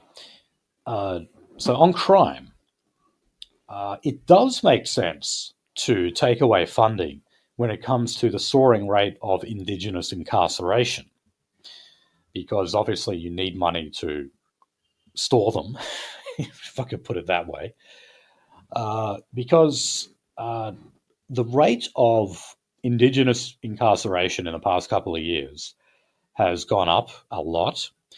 It has gone up in particular in Queensland and the Northern Territory. And it's no surprise that you had new Liberal governments, or country Liberals in the Northern Territory and Liberal Nationals in Queensland, who had a bit of a tough on crime platform that they implemented, in particular the Northern Territory. So when it comes to closing the gap, one of the measures they have is Indigenous incarceration and arrests. Well, Lydia Thorpe says that if you don't meet those targets, then we'll strip you of funding. And then you'll have even less money to pay your prison officers to supervise these criminals. Oh look, it's a self-fixing problem. If you don't fucking purposely fuck with the institution input, we will fuck with your institution entirely. Yes, right. Now, the federal attorney general, uh, which is saying that, look, calling on the other states and the territories to close the gap by basically reintroducing soft on crime measures. For example, weakening bail laws. Now, this was a huge issue in Queensland after you had the Sudanese subhuman piece of shit stabbed to death a 70-year-old white woman, and Yep. this guy did so while he was on bail. So uh, the Queensland, I think the Attorney General, yeah, Deb Frecklington, has said that under no circumstances will Queensland weaken their bail laws. So I'm glad they're standing firm on this. Northern Territory has basically indicated the same thing. They said, well, look, you can threaten us with uh, funding cuts, uh, and you can go and shame us as much as you want when it comes to us not meeting the targets for Indigenous incarceration. We don't care because, well, we want to keep our citizens safe. And yeah, it's one thing that I will actually commend the Liberals on in this regard. Again, I think that might be the final popular point that the Liberals actually have in their Rolodex that they're willing to actually stand behind at this point, which is saying something. Yeah, look, I say that, and I also sort of say on energy policy. Oh yeah. I mean, that's more so the Nationals, I guess. The Nationals are pretty staunchly against zero. Liberal are willing to stand up to energy policy on the lower end, but as soon as that energy policy or energy project gets high enough that like it's basically full on private investor class doing it, then yeah, no, they bend there. That's true. Yeah. So yeah, at the end of the day, I mean, there's not much difference between the major parties, but yeah, I think on those two issues, that's the most noticeable. Okay, let's turn to guns. So here in Western Australia, our Premier, Roger Cook, has boasted that we have apparently the toughest gun laws in the country. Not really sure why that is something to be proud of, but anyway, there was a protest here recently. Looked like a few hundred people turned up, and it was in support of a crossbencher's motion to scrap the new regulations. So these regulations, I don't think they're really on the type of guns you could have. It was on the amount of guns and the amount of ammunition you could store at your property. Okay. So a lot of people had to give up their guns, in other words. So what's interesting, though, is that motion was actually passed, or introduced, I should say, by Brian Walker, and he's from the Legalized Cannabis Party. Now, I don't know is that maybe like the libertarian defending their Yeah, I was cannabis gonna say. guns? Like, Yeah, I was gonna say like is this the libertarian cannabis farm cropper that I've heard about for so long?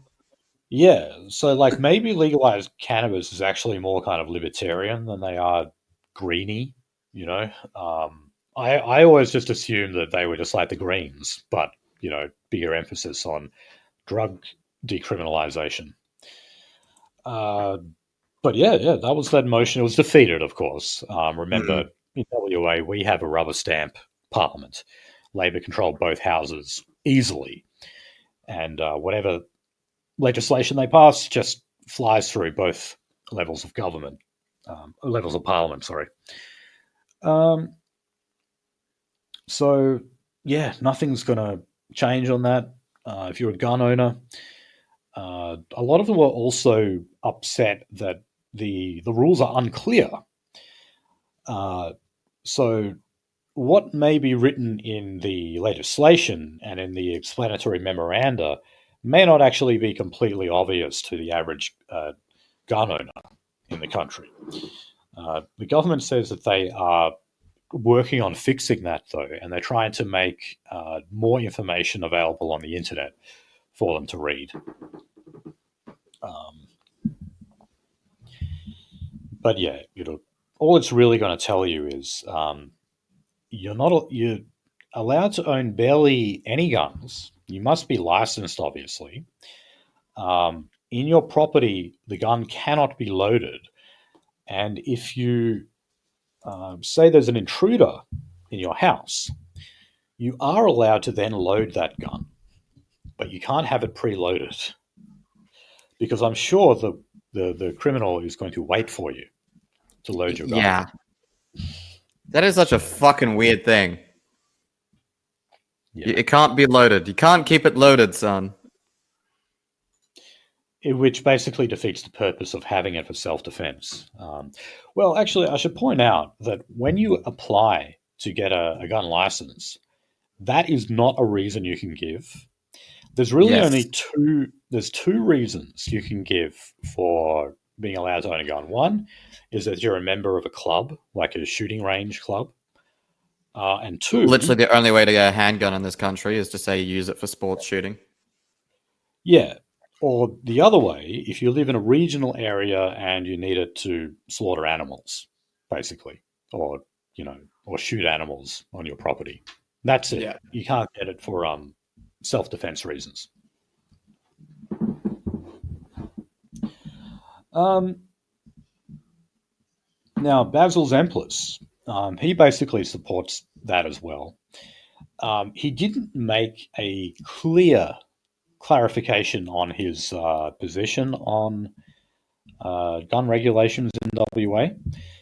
He said he supported strong firearm rules that respected law-abiding gun owners and kept the community safe. But he didn't actually say if the current round of regulations are justified.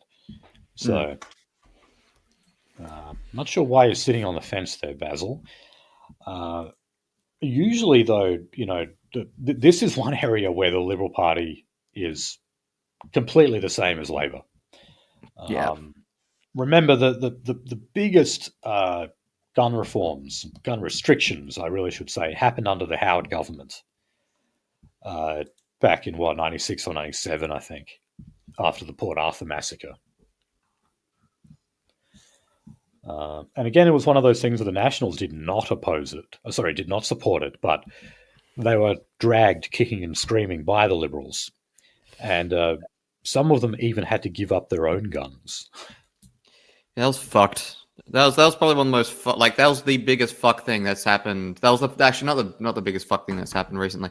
No, that's the biggest fuck. That was the first biggest fuck thing that happened in the last 30 years.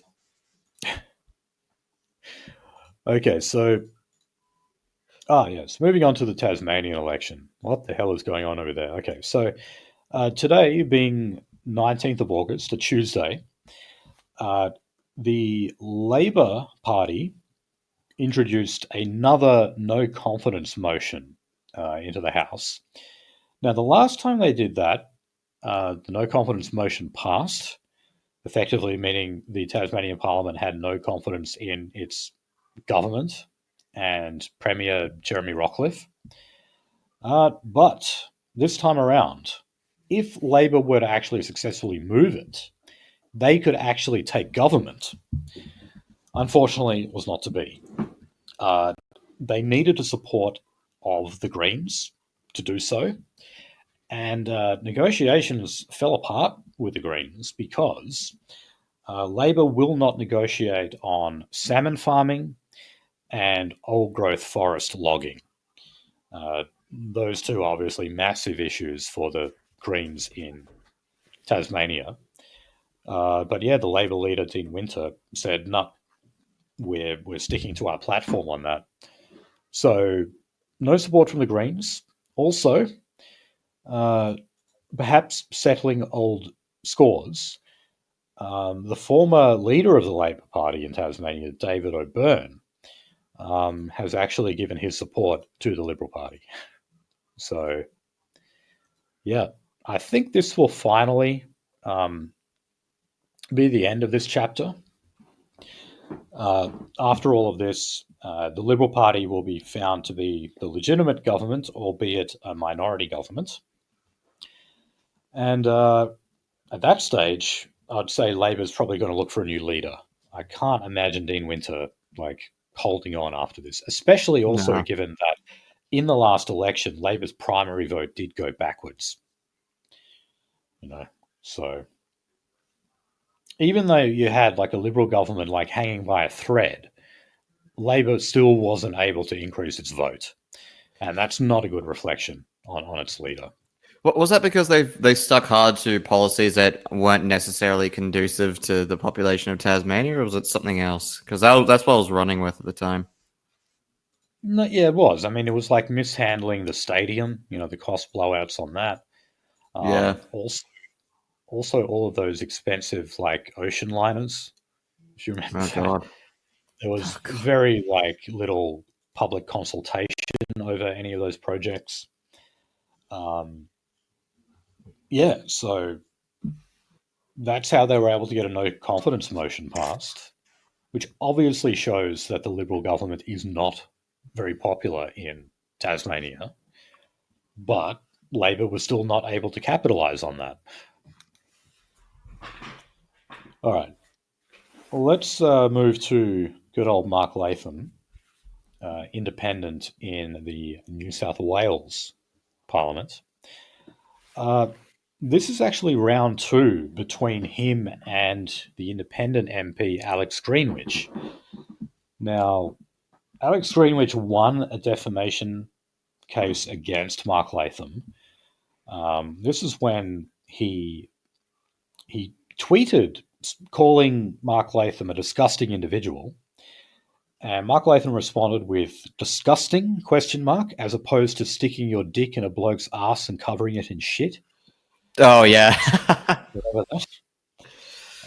They would never reprint that in the articles that I'm reading from here, but I do remember that tweet. Anyway, that Greenwich bloody got $140,000 out of that. A lot of money. We have bullshit defamation laws in this country. That's just one example of how they're bullshit. But anyway, round two of this is currently being fought at the New South Wales Civil and Administrative Tribunal. So Greenwich is alleging that there are four other public statements that were given by Mark Latham that amount to vilification and, unlawful homosexual vilification and sexual harassment in the workplace. Unlawful homosexual vilification. Yes. Jesus. Now, I'm sorry, I don't have those statements in front of me here, but given this is Mark Latham, I'm sure they were offensive on some level. Now, Mark Latham has responded to this by basically saying, "Look, you started it. I don't get why you're free to go to Twitter and call me a disgusting individual, but I'm not allowed to respond to you." And that's a good point. Yeah, it is. But Greenwich says that Latham's public campaign against him has basically not stopped. So he said that there's been an ongoing belittling of me based on my sexuality. I want this to stop. That's why I'm here. I wish I didn't have to be here today, but I have to be here because your client keeps on abusing me, keeps on attacking me in a workplace we share. That's called Parliament. You're not on the same side. You know, uh, and Parliament can be a pretty fiery place. Anyone who's watched Question Time before would know that. So I just don't think anyone has a right to bitch and moan about what you should expect out of the job. If you're a surgeon, you don't complain about blood. So I just say to this guy, grow a pair.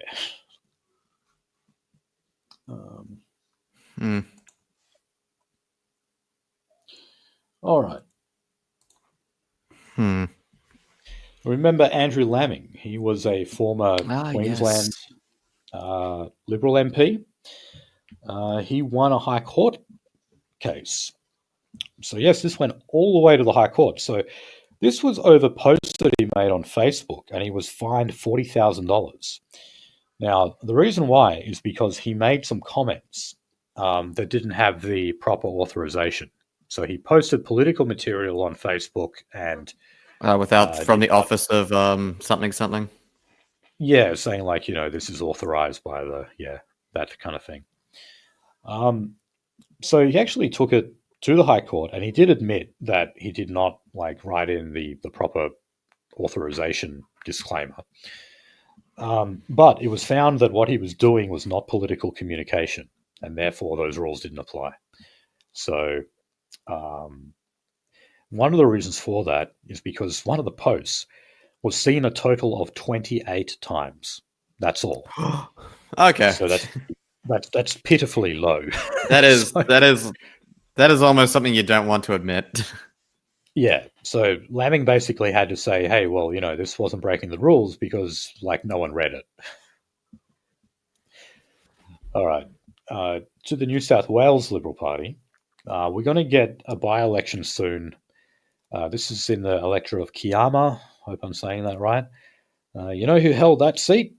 Gareth Ward, the Hey. albino who was found guilty of raping boys. Yes. Amazingly, he was able to actually hold on to that seat at the last election as an independent, and that was basically due to preferencing. Even though those allegations were known about him at the time, and he still managed to get re-elected. Anyway, the Liberals, the Greens, and Labor will all be contesting that. I believe it's a marginal seat, but I'm not sure which party it favours, like slightly favours. I'm not sure. Maybe the Liberal Party. Okay, to the Victorian Liberals. So Maura Deeming, who of course was expelled from the Victorian Liberal Party for attending that anti-trans rally that the NSN and that also turned up to. Yes. So she's taken a shot at the current Victorian Liberal Party President Philip Davis for inviting her to a very special fundraising event to support Liberal women. So she said that she felt the invitation was hypocritical, given the parliamentary party expelled her at the height of her dispute with the former leader, John Pescuto.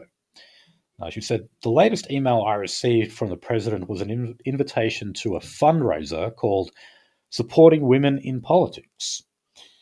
On this event, you've got to pay $40 for it. That includes a little bit of food. And then if you want to buy anything else, you got to spend your own money. So she saw this as a little bit insulting. She's like, if you're going to invite me to an event like this, you want to at least pay for my ticket. Why on earth would I hand over my own money to support women in politics when you never even supported me? Fair point. That is kind of fucking funny, actually. Yes. Bitch, you should support yourself and your fellow women in politics. Oh, that's fucking hilarious, actually. Fuck.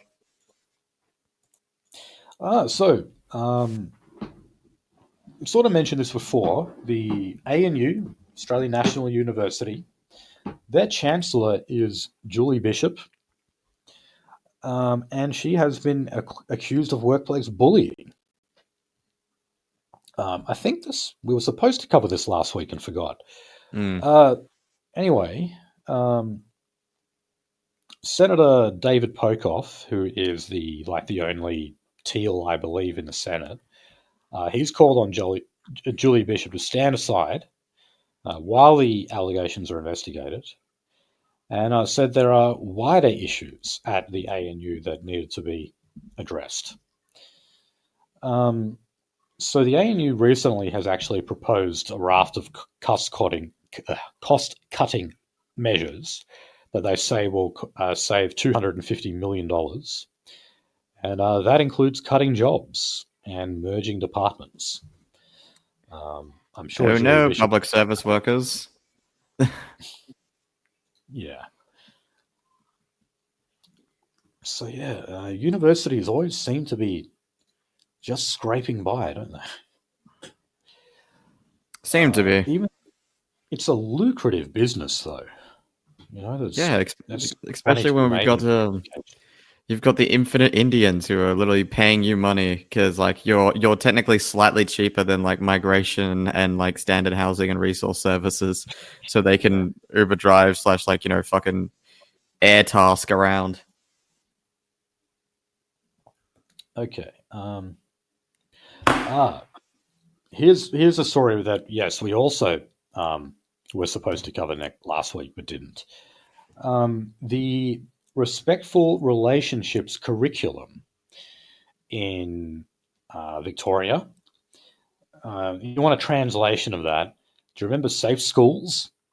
Ah, Remember yes, that rape program? schools. Yeah. You have not seen the last of Safe Schools. Safe Schools may have been abolished, but in name only. It keeps coming back, and this time it's called Respectful Relationships. Now, this teaches children as young as 5 that their body parts may not match their gender, and that biological males who identify as female are entitled to play girls' sports. And that would also mean, by extension, use the same change rooms. So the Premier, Jacinta Allen, has dismissed all of this as disgraceful nonsense.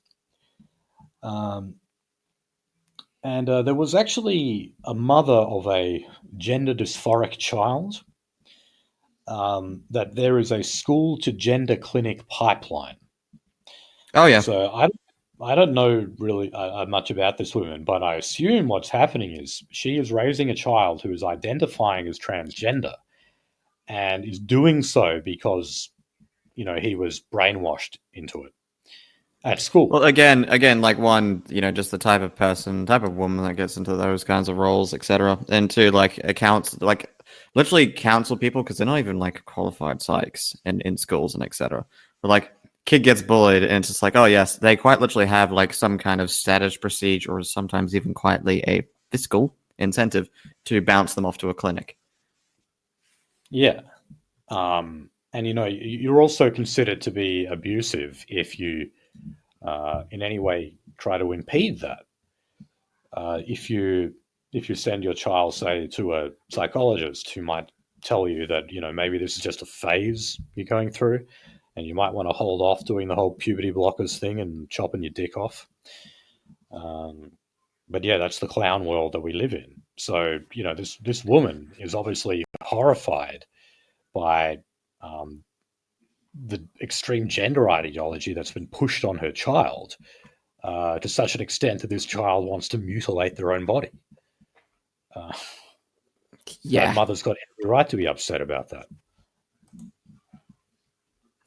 I remember this boomer ass comic, and granted, it was genuinely a boomer ass comic, but it was like a teacher in a gimp suit, and then like also these parents saying like, "I think you've confused our child so much," and then it pans down to the child in the next frame who's wearing a smaller gimp suit. Yeah, no, that's what it's like. Because kids, say and do and believe stupid shit because they're kids. They're learning. They come into the world as blank slates.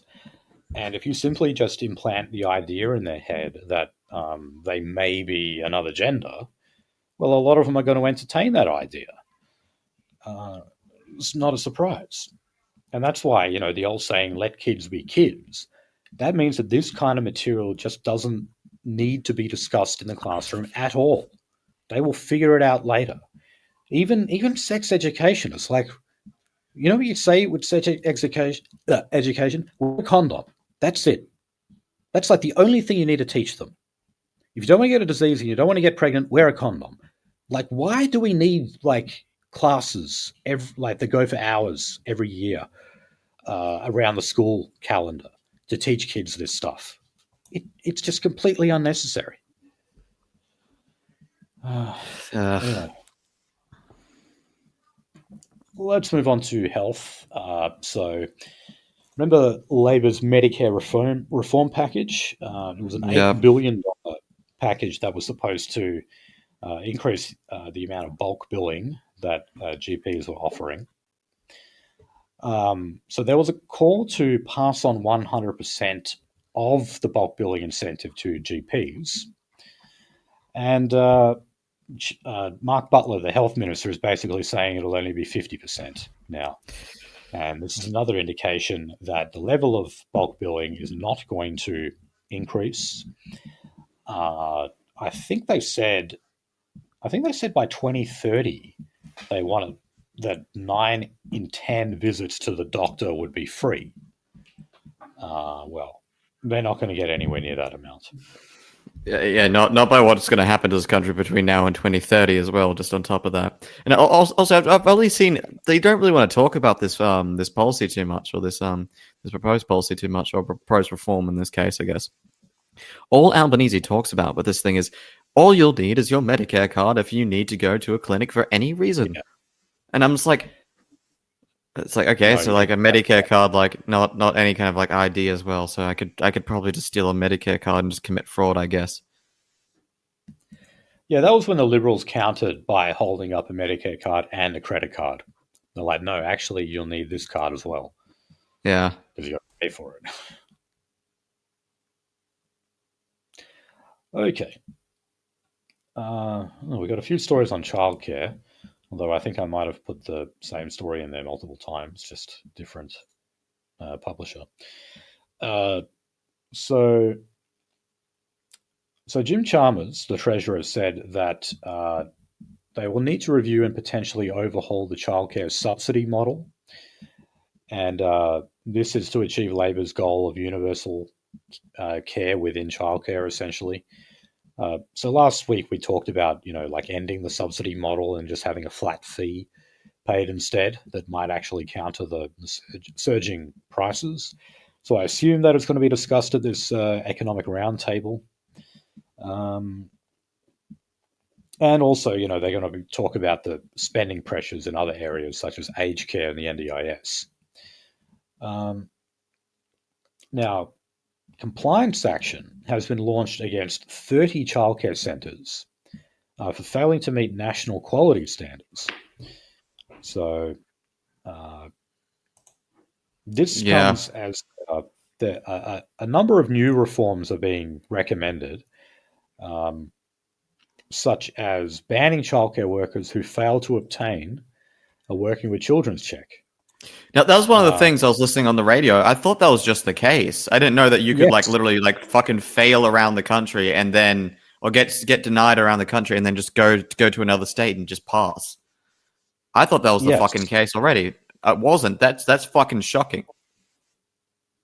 Yeah. So it says ban childcare workers who fail to obtain a working with children's check in one state from being granted one in any other jurisdiction. Now, look, they need to make it a little bit harder to get one in the first place. Remember, it's basically just a police clearance. Yeah. So long as you haven't been convicted of child sex offences, you're going to get the card, right? It's not a qualification. It's just a very simple police check. So yeah, they should make it harder to get them. And they should ban gays completely from getting them. Okay. So another finding is that many employed childcare workers are actually high school students who are on work experience and are actually illegally caring for babies and toddlers unsupervised. This is something else. Okay. I wonder what community that is. Oh, Jesus. Now, an investigation by the ABC revealed that a Victorian childcare worker was able to keep his working with children's check despite being sacked for grooming toddlers. So there you go. Even when you have the check, when you have you can actually go and groom toddlers and not lose it. Now, this guy was sacked from whatever childcare centre he worked at, but for some reason, they did not revoke his working with children's check.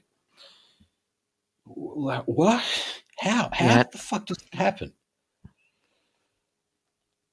All right.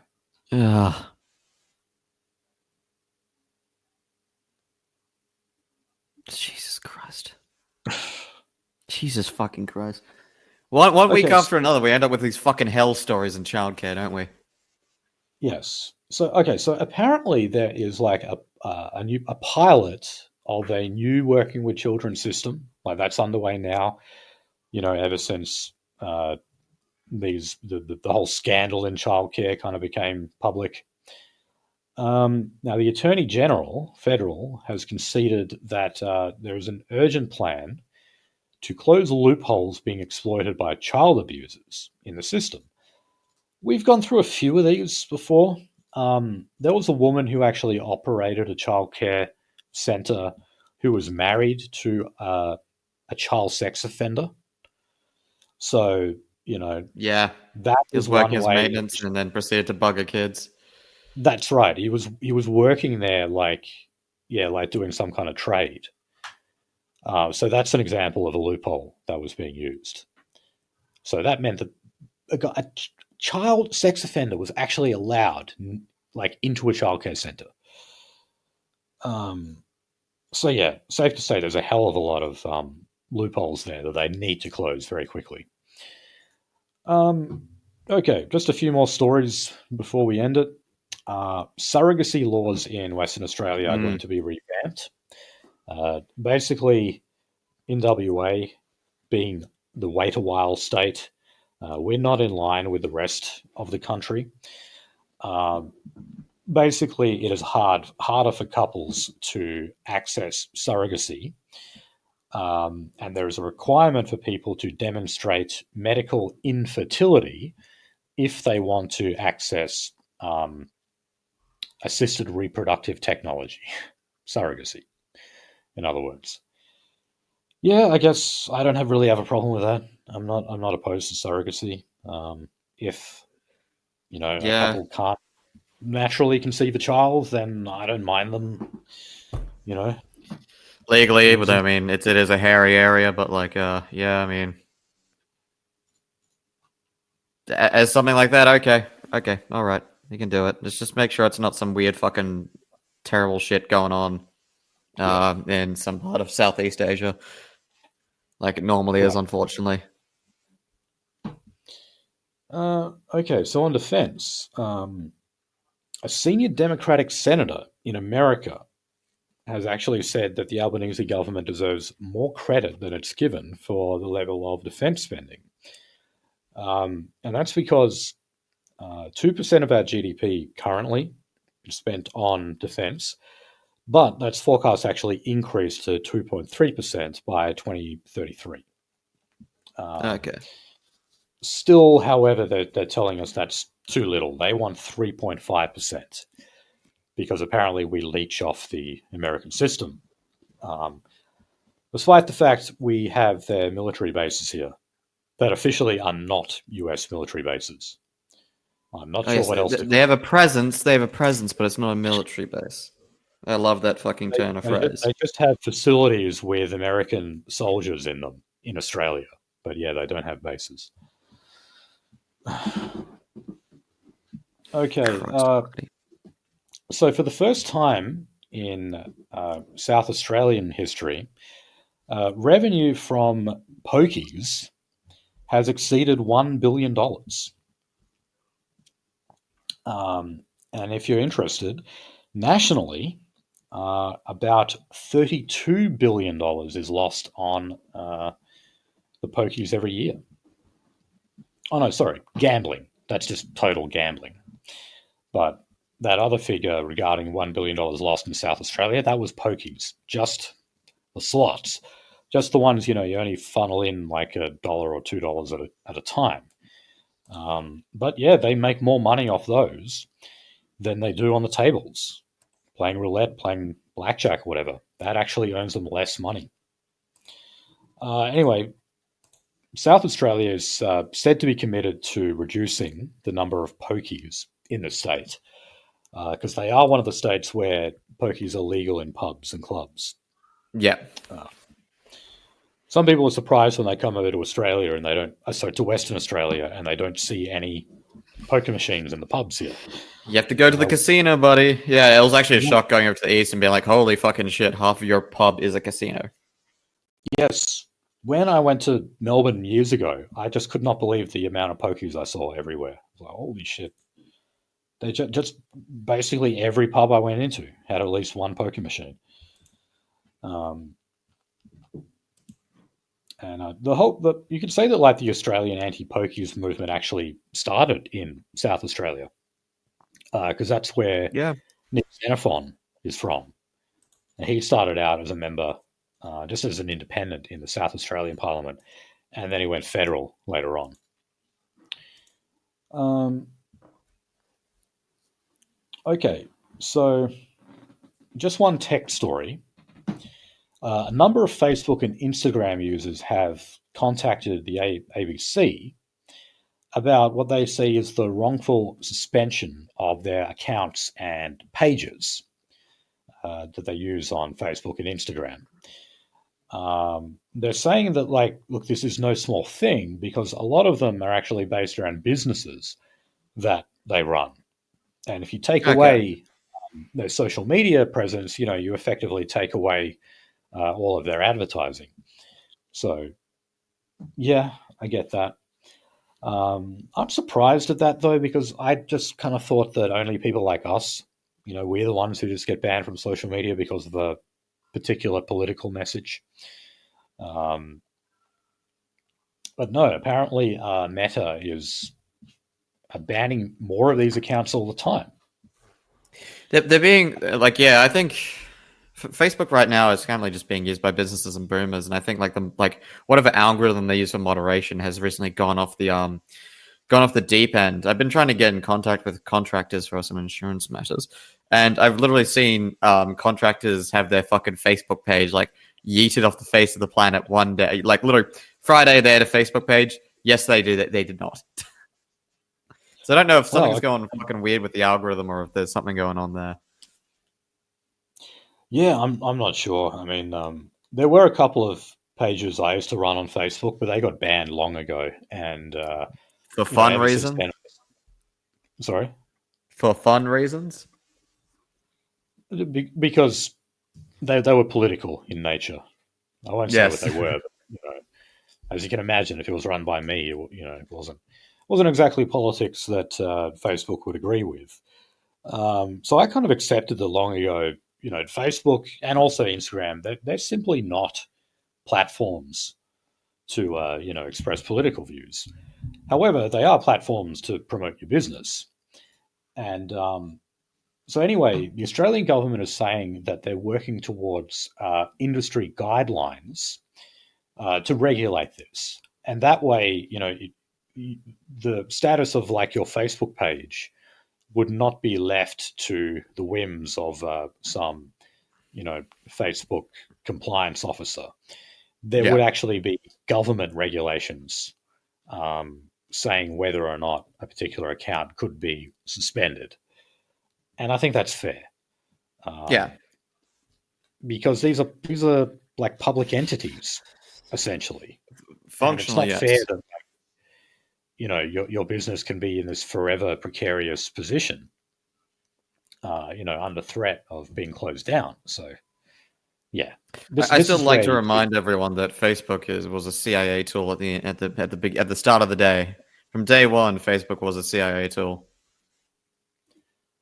yeah. Well, look, to be honest, I don't know much about the history of They Facebook. got the history, and it's like, yeah, Mark Zuckerberg did this like small capital venture, and like with some roommates, and they made like a like hot or not book thing, and then basically, what's not told is like, oh yeah, Mark Zuckerberg's fucking uncle comes up to him and is just like, hey buddy, you know how like we're going to get you something set up right out of fucking university? Well, here we go. Here's this fucking project that the CIA wanted to do as like as a government thing using like people's driver's licenses, but people thought they weren't going to do that. So yeah, we're going to give you like literally, I think it was like $30 million at the time to turn Facebook from a hot or not thing. Kick his goyish partners out, by the way. This is where the movie is kind of a bit true. Um, and he turned it into a thing for only like high end elites. Like you had to be a professor to get that prestige about it, so people would want to join it and think there was status in joining it. And then it went public for everyone, and everyone was giving out information about their locations, whereabouts, what they spend their money on, etc. Which was the exact brief for the exact product the CIA was mulling about putting together between 1998 and 2005. Yeah, well, I mean, it has made a lot of people voluntarily document every detail about their lives online. And it's Yep. not a surprise that the authorities like that kind of thing. I mean, whenever like police open a file on anyone, the first thing they do is go to social media. We say, can we find this person, like this suspect or whatever? Can we find them on social media? And if so, what can we find out about them? That's like the first thing the cops do. Oh yeah. So yeah, don't document yourself online. Uh, like my Facebook, I use it like just to chat now. That's really it. Oh, and Marketplace. Buy secondhand effects pedals or something. That's like all I use it for. Yeah. Okay. E-bikes. So there are new regulations that are coming in, well, actually across the country. This story is in particular about New South Wales. But it's about curbing the fire hazard that is threatened by lithium-ion batteries, which is, of course, what these bikes run on. A lot of e-bike for hire businesses are saying that they're going to have to shut down now because compliance costs are just too high. I guess I kind of sympathize with them there, but I would just kind of say that, those regulations should have been in place a long time ago, you know, because they clearly are dangerous. Oh yeah. And there have been some horrific fires caused by them. So There's also a Chinese dude immolated in a fucking elevator. I remember seeing that video. The dude was basically a black rice crispy when they pulled him out.